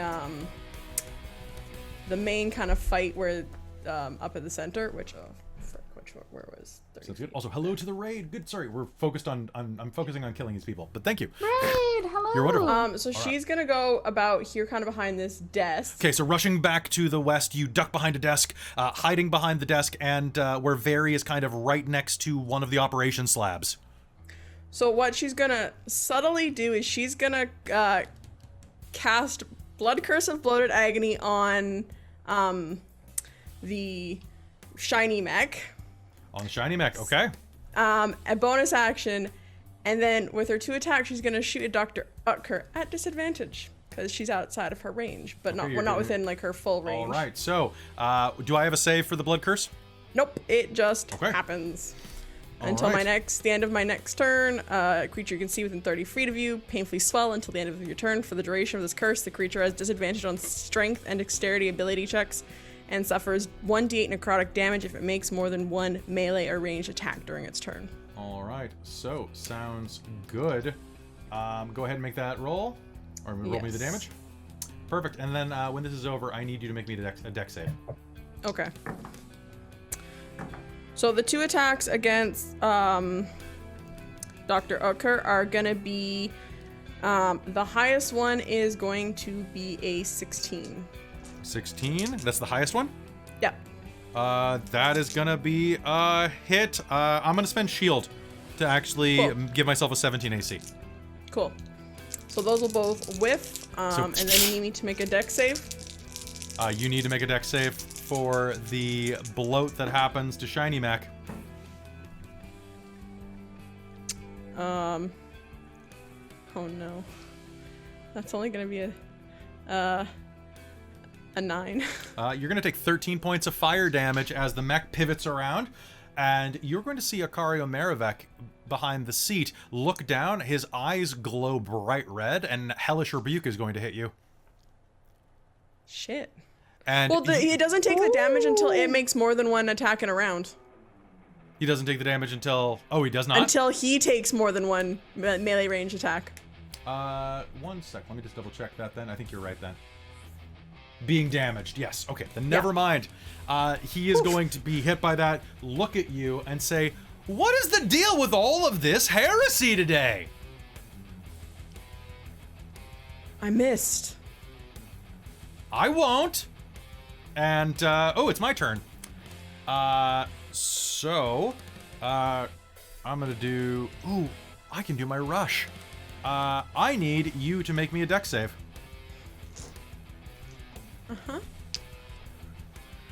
Alright. Okay, that's gonna be a dirty 20. Sorry, the carbuncle's over here. Dirty 20 sounds good, and... Okay, that's gonna suck. That sucks for him a lot. That is going to be... Okay, 21, 26... Okay, he is going to turn around and draw back the sword that is still coated with the blood of Aurianna Otker, and is going to... You're going to hear those engines fire up again, and he is going to slam into Auric the Winged Man, dealing 39 points of piercing damage. Blood is going to explode out of his mouth as it strikes true. Damn, that was a hell of a hit. He is definitely beyond bloodied at this point. And is actually going to need to make a strength save or be pushed. He fails. So they are going to be right here all next to each other. You're all really close, guys. Talfrin, it's your turn, my friend. What do you do? I'm gonna keep on keeping on and try to get this mech guy. I believe in you. Thank you. All right. So he is jumped up from the sword. Yep, so you dodged that. Dodge that, and he's So swinging you down. You could try, now that you're up there, basically Yeah. the blade comes out. You actually have a little landing pad that you can perch on, giving you a bit nice. of a leg up, because the little bit thing of a- has to be cranked back into position from the inside of the... Okay. Well, it doesn't automate, but it has to be cranked. So you Yeah. actually could attack the cockpit from your angle. Okay. Like straight? Straight down. So- Yeah, you'd have disadvantage to make it through, but Okay. Let's Or you- go. okay, do it. I believe in you. Thank you.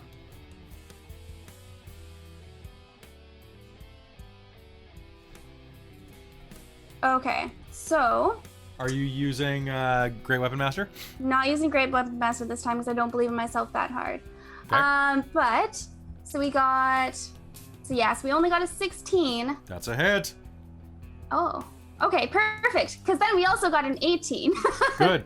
The glass has a lower AC, but you have to be in the right position to attack it because it's shielded from everything except for an overhead assault. Gotcha. All right, well, let's rock and roll then. And generally, these things are a Yeah. lot taller than everything else, but Talfrin's a freaking giant human. He's very tall. Okay. He's very tall. All right, so first it is actually going to deal max at, with that it's just going to be 18. 18. Okay. And then the other one is going to deal just under max at 17. I can show you all these 17? rolls if you want. Okay. Yeah. And I trust you. Okay. This is what we're here for. So together they're 35. 35. All right. So Yeah. that is going to shatter the glass of the cockpit and is going to plunge down into the pilot who is riding it. He is bloodied as you bury your blade into the side of his shoulder and is going to scream a bit. Oh my god! What the hell? Abort! Abort! You picked your battle with us, man. If I can say that. Okay. He is going to use his reaction to launch himself out the back. Okay, fair. And I need you and everyone within 30 feet to make me a dex save. Gotcha.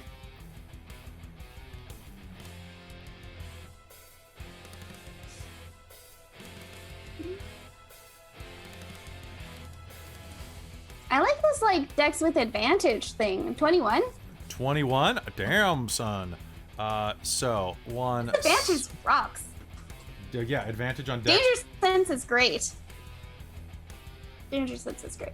Danger sense is so good. Okay, so as that explodes outward, this is going to be way beneficial for you. That is going to be... Okay. You are going to take some damage, but it's going to be halved because you don't have uncanny dodge. And so will the Magnamac, if it, or the Magnet Elemental. Oh, it failed. Okay, the Magnet Elemental is going to take a full... that is going to be 19 points of damage. Oh god, it's really hurt. You are going to take 9 points of damage as this thing, as the Magitech armor explodes.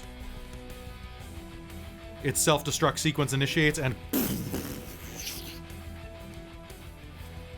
the soldier has ejected and is on the ground now with a rifle raised. And that is your turn, but you still haven't done any movement or bonus action. Oh, if he's like not running away, I am going to run towards him, question mark? Toward him? You can, Yeah. or you could run toward your the big fight.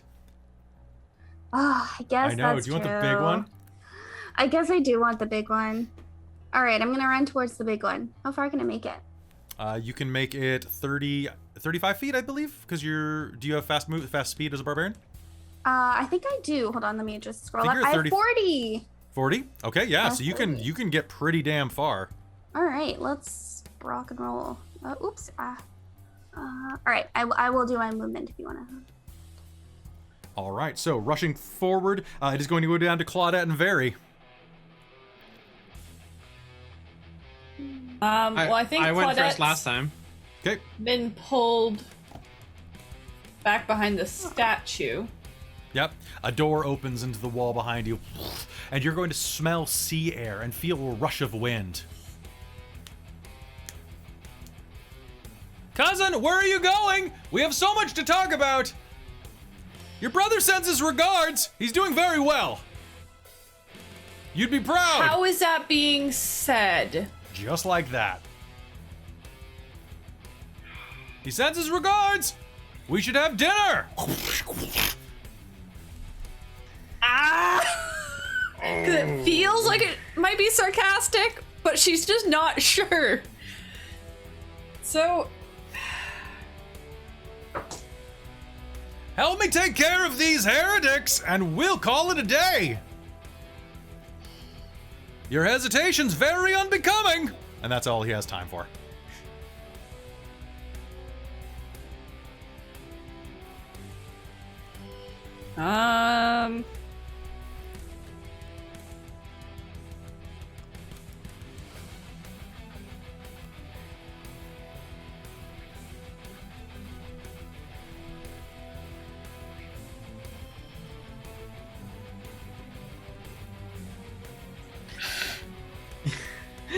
this is really hard.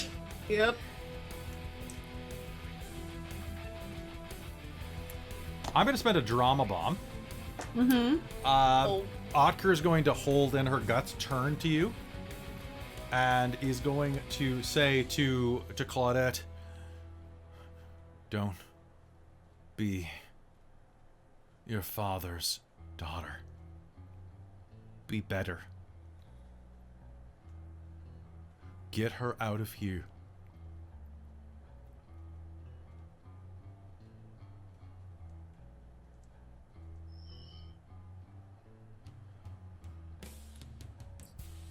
Does that feel like she's talking to me for that whole thing? She's Get talking at- she's Leoden out of here? She's talking at you and Leoden. So could be to either of you. Vexnergali. Go to Vexnergali.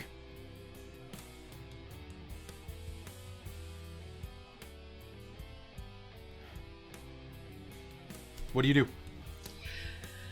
Blood is welling between her teeth as she is shouting this. Vexnergali, go! Claudia's gonna go. Okay.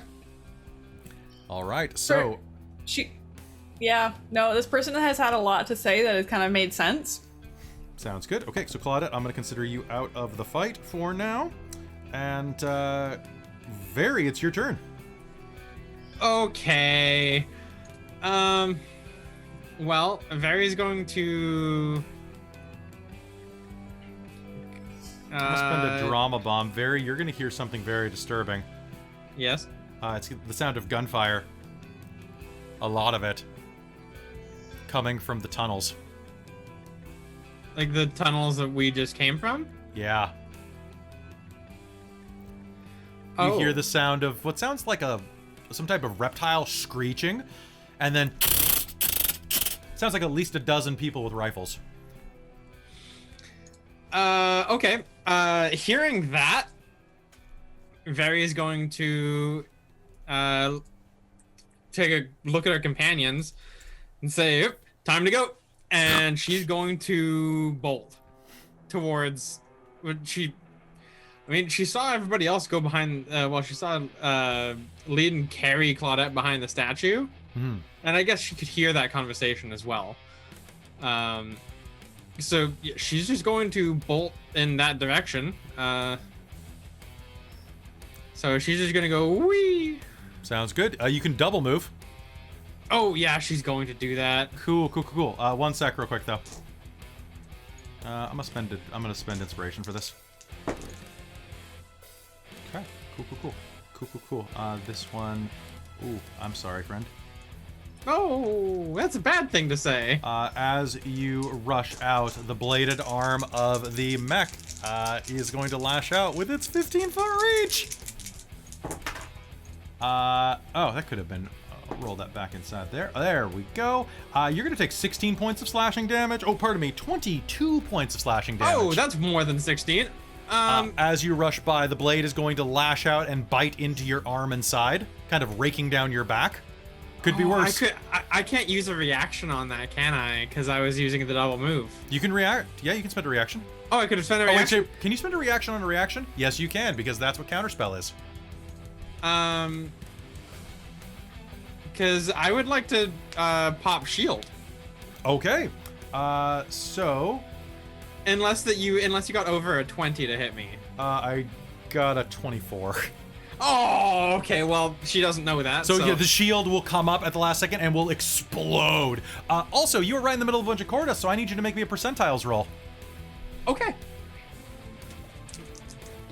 Yeah, so like as she runs past and that goes to hit her, Yeah. she reaches down, hits something on on her arm, and then a bunch of little the little flying things go like wee and go to try and stop the blade, and it doesn't work.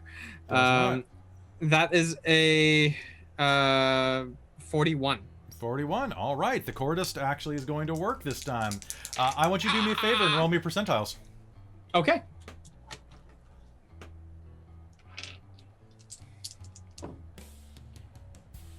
That's a 44.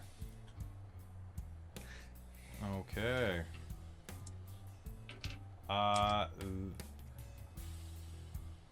Ooh. Okay, we use 88. That's a better one. Okay, so... Oh, that's ridiculous. Roll me a d10. 1, 2, 3, 4, 5, 6, 7, 8. 7. 1, 2, 3, 4, 5, 6. Okay, your shield is going to arise and is going to try to shield you and is going to vanish, and you are instead going to see it wrap around Auric, the Angel Man. You cast shield on the wrong person. I'm so dumb. It just slid off you and onto him. Good for him. I mean, that lasts until the end of my next turn, so. Yeah, that's pretty good. It means his AC is now 21. Yeah. So, all right. The carbuncle is going to pull itself off the ground, look around, and look over at Aurianna. There's going to be a moment of silent understanding, perhaps telepathy, and okay. And it is going to turn around and run through the hole with Claudette. Aurianna is going to rush forward toward the well, past Very. Just kind of run past you. Nice meeting you. I think you're gonna like this. And is going to grab some of the wires connected to the well. Leadin', it's your turn. Okay. So Claudette's gone through the door. Is basically, but she's kind of waiting for you, but yeah. Yeah. Right. Okay. So...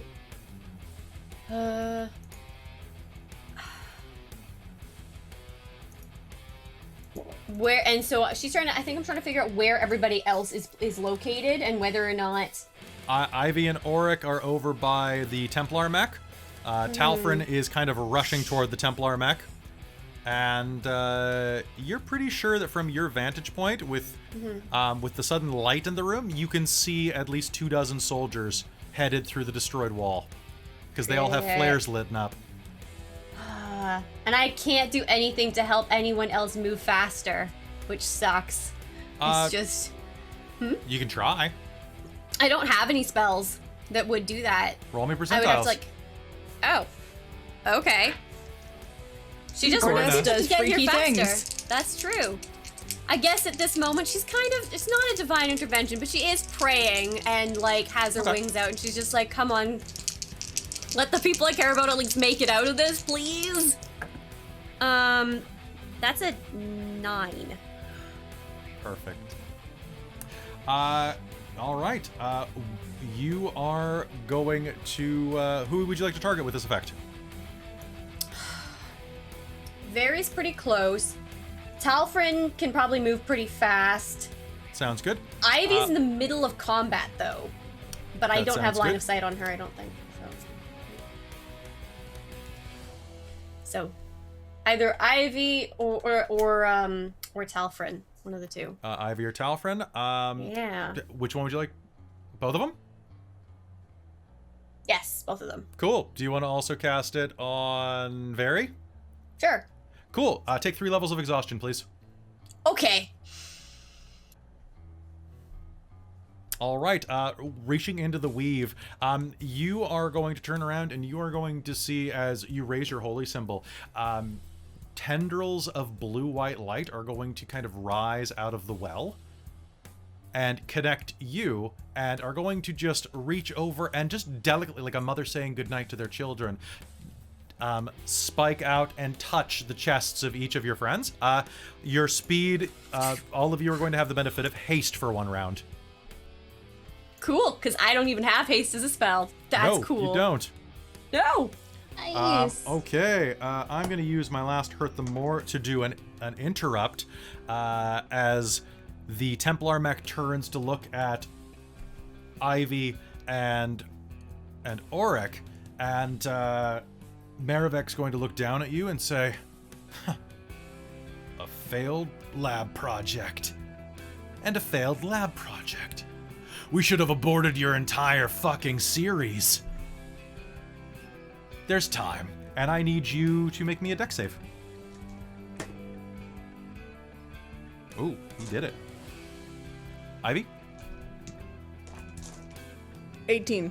18. Cool. That's gonna be half damage. And that is going to be, a gear is going to open up, and a flamethrower is going to elicit a gout of flame out at you. That's going to be 22 points of fire damage, reducing to 11. Okay.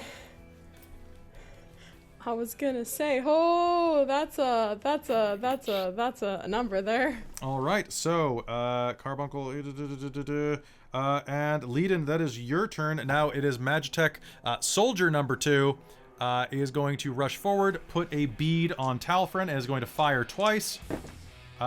Talfrin, does a 17 hit you? Sorry, not with haste on me. Okay, then the other one will hit you though, because that's going to be a 22. Okay. Oh yeah.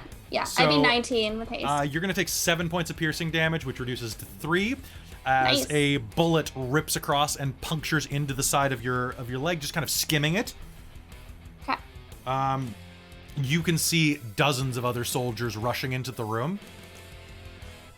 And your friends are booking it right now. The other Magitech is... it has nothing to do except for try to unload its guns, because it can't move.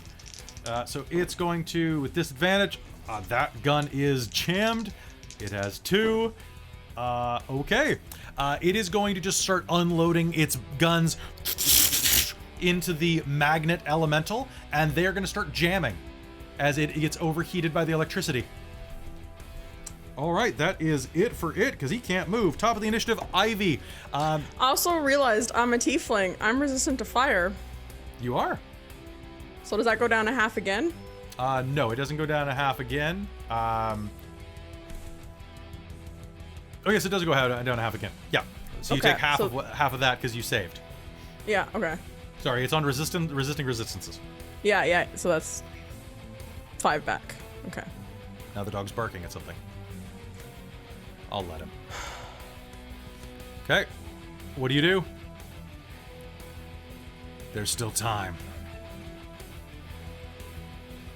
Who's saying that? That's what he said to you. We should have Oh, aborted yes. your entire run. There's still time. Fuck. Oh, What a fucking mutant.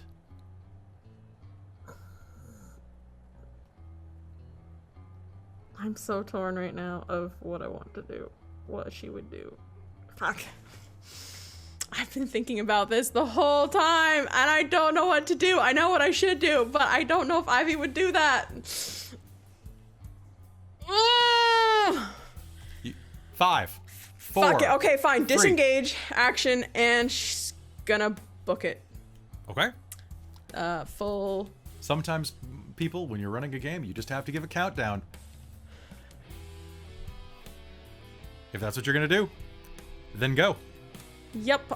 So haste gives you an extra action, right? Gives you an extra one additional attack, basically, on an action, and gives you double movement. Or pardon me, it doesn't give you double movement. It gives you 1 sec, haste, because it's been a minute since I played Farah. And it's gonna be a minute again. Until the spell ends, the target's... Oh, speed is doubled. Yeah.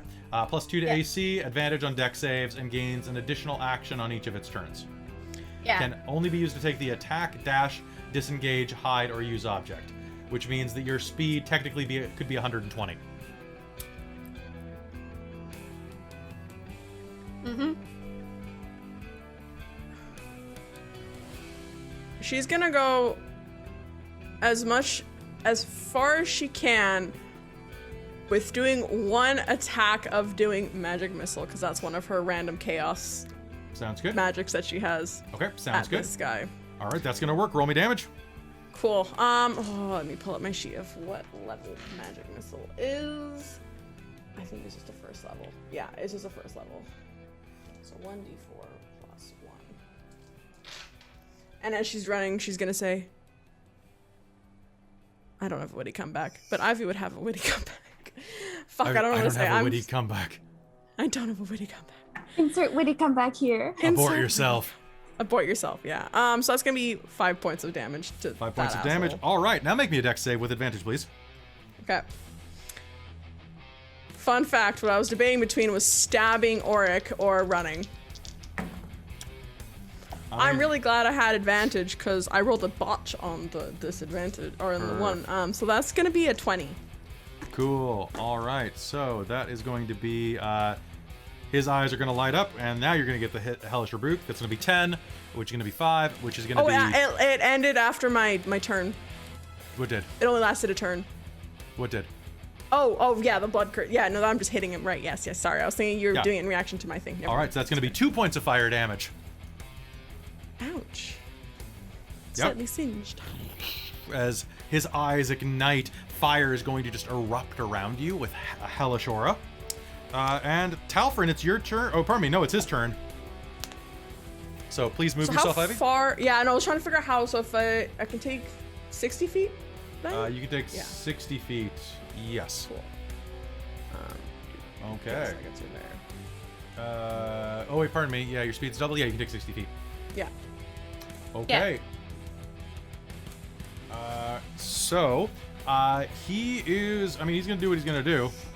Shield is going to... He's still up. Oh, wait, that's not a d20. That's a d12. Tell I'm getting tired. Okay. That one's a fail. And... Okay. That one is going to be a hit. I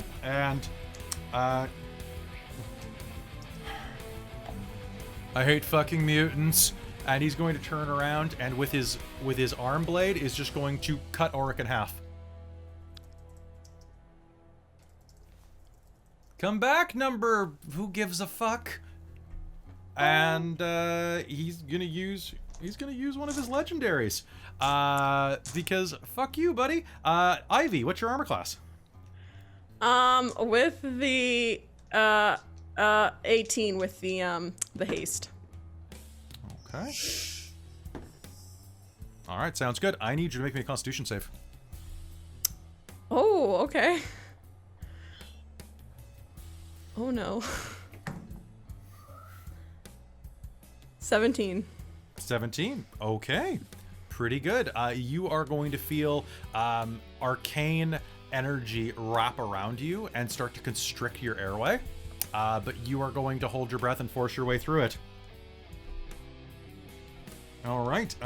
Then Auric is going to...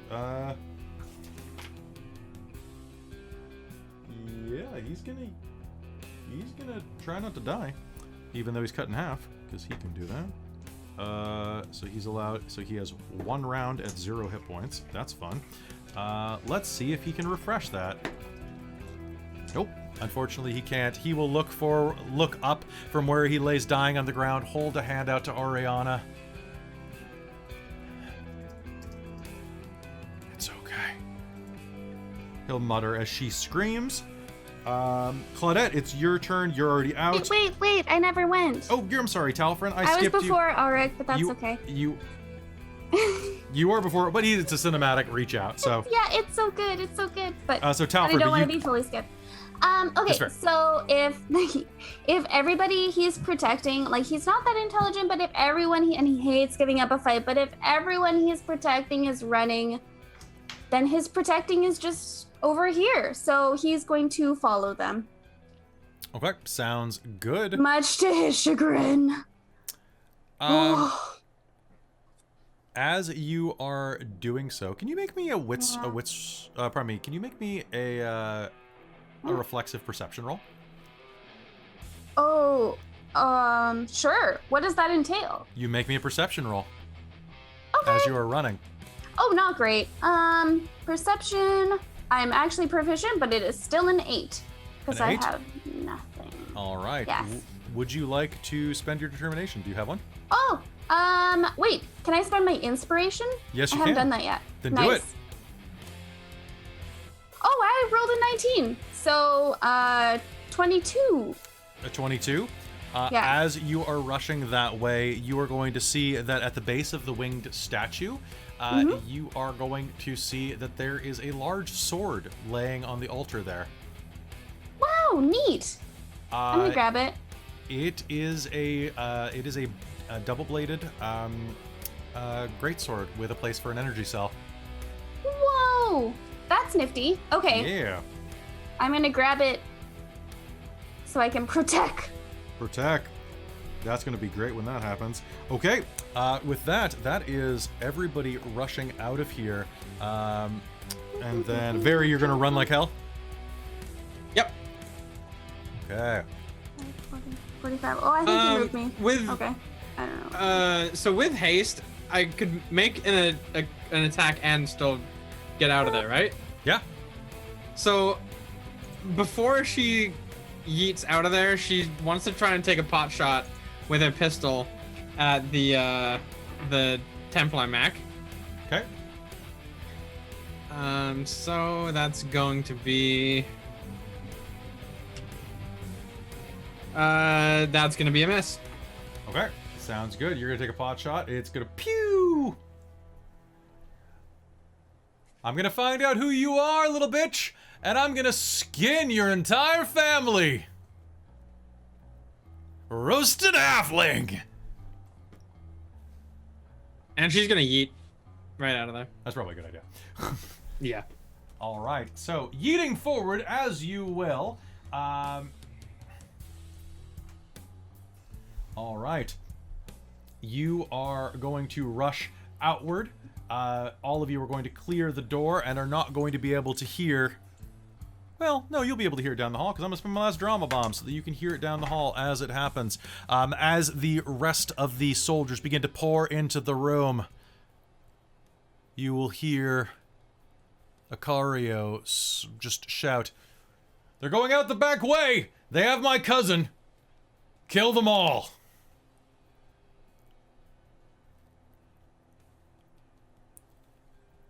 And as he says that, "This one's mine," he turns to where she is standing above the well.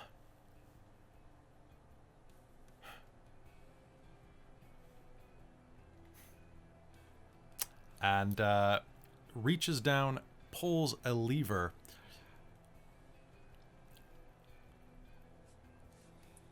And says,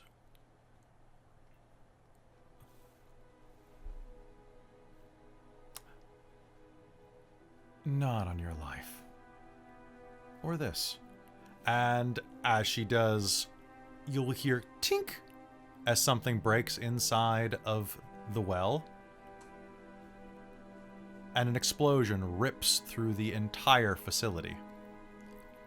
The rest of you are going to run, clearing the back entrance up a flight of stairs.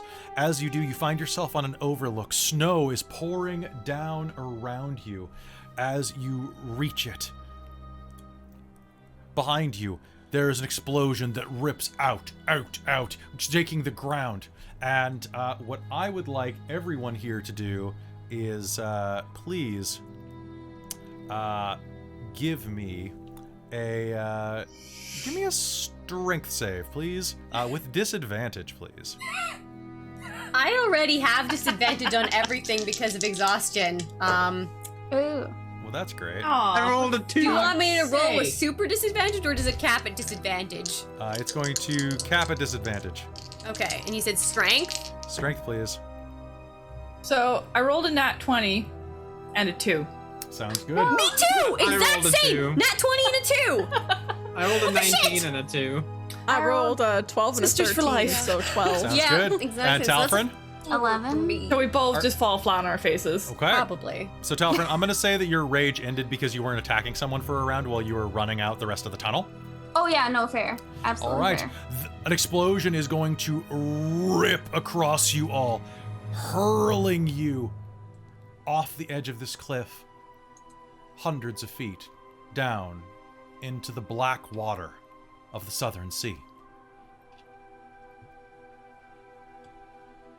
The water takes you.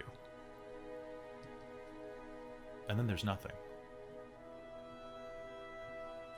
Above you, your last sight is a plume of magical energy piercing up to the heavens, just like the crucible. Although this is white and blue versus the red and black of the crucible's light. Claudette, Leiden, as you sink down into the depths, struggling to swim, struggling to maintain consciousness, you hear her words. Go to Vexnergali.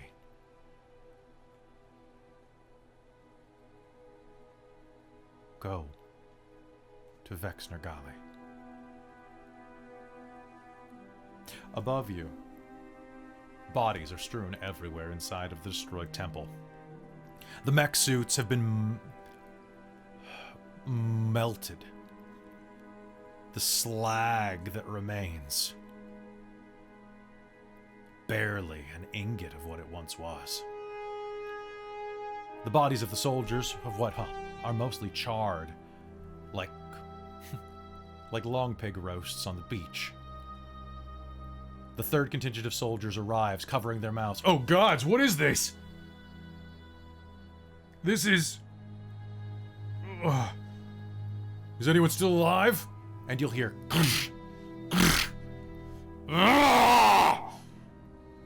as an explosion of glass breaks out from the Templar mech. Akario Mervik stands up and rips off his helmet.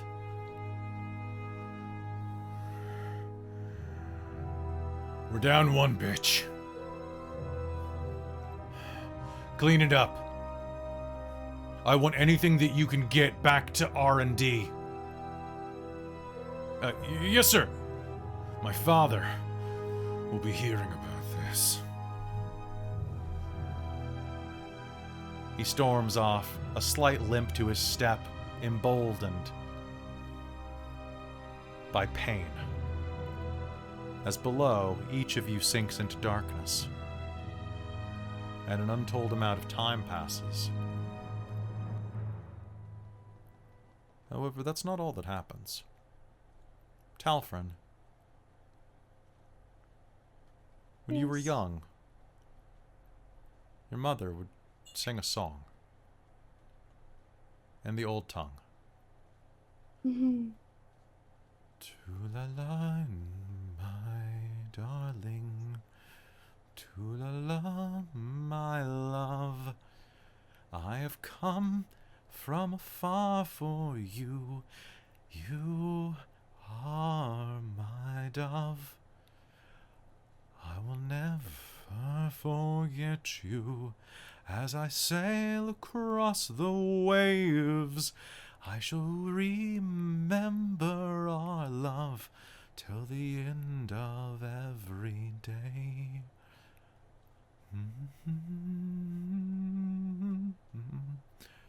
It always used to lull you to sleep.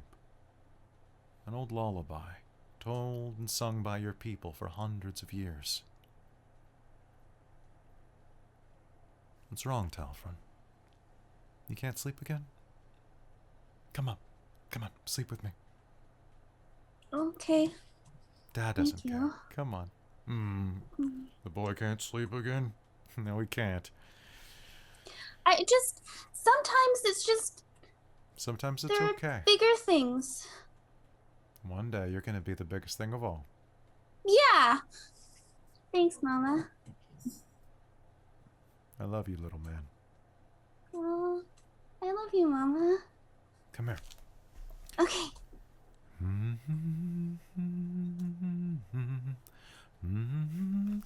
And she begins to hum that song to you again, and you feel sleep take you. It's the most peaceful time in your life that you've ever had. For a long time, it was the only peace. As she rocked you back and forth, much like you're being rocked now. As you hear the sound of humming next to you, that same melodic song. The sound of wood groans, and the sound of water rushes around you. It sounds like your mother, but deeper, a woman's voice, but echoed. Oh, you're awake. Look at what we fished out of the water. Don't try to move. Everything's fine. As you open your eyes, you find that you're inside of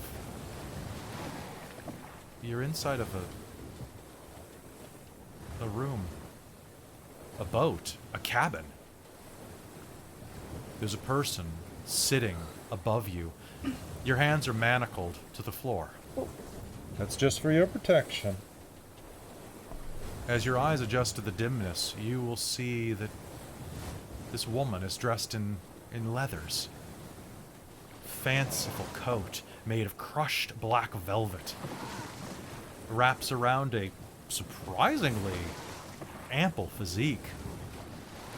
And as your eyes focus upward, you see that it looks like she has an artificial hand. Made of hewn steel. No. Two of them. No. And as your eyes focus, you see that from her exposed throat to the top of her head, she is a warforged. The cables that make up her innards dangling like dreadlocks around the side of her slightly heart-shaped metallic face. Hello. You. Morning. You're a slave. I see your brands. Interesting. Yeah, Cataganian, huh? I was. Yeah, am. I like Cataganians. We have your masters downstairs. How about we see what it's like to treat them like slaves for a while? Anyway, welcome aboard. The Maiden's Lament. I hope you enjoy your stay. And as the camera pans out, we see you crest the waves on the Maiden's Lament. One of the most fearsome pirate vessels in all of the Southern Islands. As you head on the next leg of your adventure. Which you'll have to do at level 6, I think. Nice. Congratulations, Sorry, did we everybody! just fight pirates? Warforged pirates? Warforged Yes, you pirates. did. Sorry. They found us. Yeah, I think they found us. Oh no. Also, this is the correct way to be a Nice. Warforged, I think. That's wonderful. I was like, Yeah. where's it coming from? The sword? Good. Which is now Oh my gone. God. Rip. It's now This yours. was so hard because I was like, Holy crap. we don't have like a Claudette doesn't have a solid reason yet. No, Like 100% to be sure in her own Maybe you head. should go to Vexner Golly. Maybe the answers Yeah. will be there. Oh yeah, but she was like, I don't know what to do because I mean, Christine's all like, Because of the fucking douche. I like him so much. He's Dante from Devil May Cry, basically. I love Oh my him. god. They're like, how dare you mention my brother? Oh my goodness. I didn't know whether or not to stay or go. I was like, Yeah, exactly. stab? difficult. Does Ivy kill Orc? Ivy just to kills then everybody. pretend? Wow, Akario Maravek. Poor Dirk. That was my poor thought. That was Dirk. my thought. I'm like, my boy. Nobody I thinks about. absolutely did not think about Dirk. Yeah, Forgot there was a about moment Dirk. I'd forgotten all about him. Right now, this moment, I was like, oh No, shit, no. Dirk! The second we were on this cliff and then we did a cutscene, I'm like, oh, we're going somewhere. And my poor Dirk is left off in the lonesome because boy, I was Alright. planning to have a heart to heart with Dirk. Well, Boy. Well, Saying you know, I think that- he's smart enough to probably have noticed all the soldiers showing up and to hope have so. GTFO'd I hope so. or blend in. I hope so. Ivy Okay. hope so. So, some fun things. I'd like everybody to roll their hit points right now. Remember that 1 and 2s are test rolls. okey-dokey. I rolled a 5. Then that is a So- real roll. Rolled an Yeah. 8. I rolled a Yeah. 4. Fair. All right, I took no damage this game, Don't by the feel way. no. That's I would've tried. Nice. That And sounds Very, what'd you nice. Actually, that doesn't sound like I got an awesome, 8. though. Okay. Got a 6. All right, Very, you're also going to pick up tool expertise. Your proficiency bonus is doubled with any tools that you use. That is, any tool rolls. Other things, get all Talfrin, six. you are going to pick up a badass ability. Badass. Oh, I You got get bolstering badass over magic. here. When you use wild That's magic, nice. you can use wild magic to bolster yourself. As an action, you can touch one creature, which can be yourself, and confer one of the following benefits. Number 1, for the 10 minutes, you can roll a the creature may roll a D3 when making an attack roll or ability check and add the number to the D20. And I believe that's for 10 minutes. So that's a Nice. +1 to +3 Yep, for 10 yep, minutes. I see. The other Yep. one, roll a D3, the creature regains a spell slot of that level. Nice. I guess now he gets that he's kind of magical and it's. Oh, it might chose come up him. soon. You never know. Yeah, And but then, also with the Aurianna. let's see. So Grave Cleric, I don't know what you get for that, but I know you get something new. You get a new divine feature. Christine, you also are going to pick up a new badass thing. That is going to be... oh, that's right.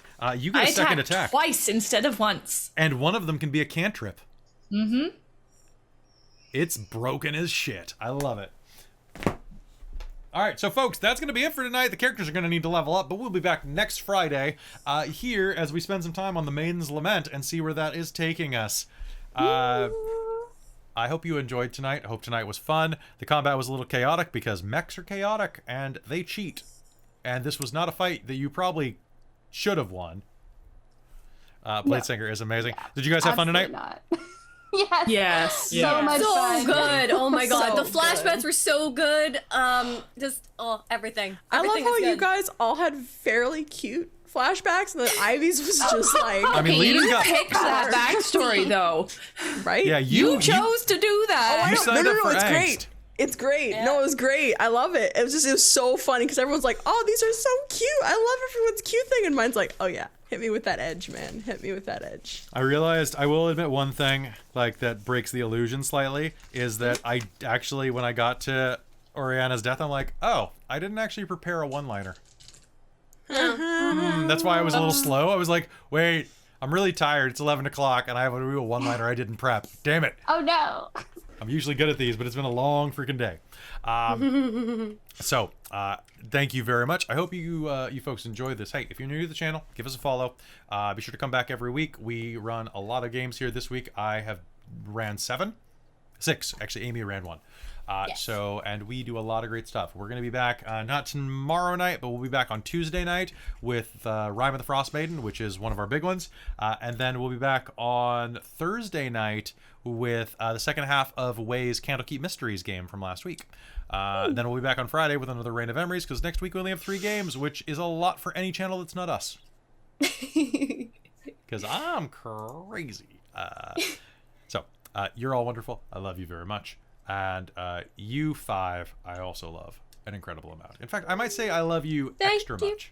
For the game 2000. and for Yes. the finally Thank you so bringing in the much. backstories and especially lead-ins too, because it's been a while. I didn't really talk much about it too much. I don't think. You have no idea. Oh, I have no idea, but thank you. Yeah. I have to play very careful with certain things to make sure that they don't spoil things because the games are all connected somehow. I don't know how.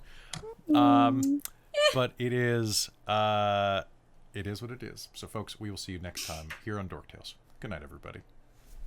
Bye.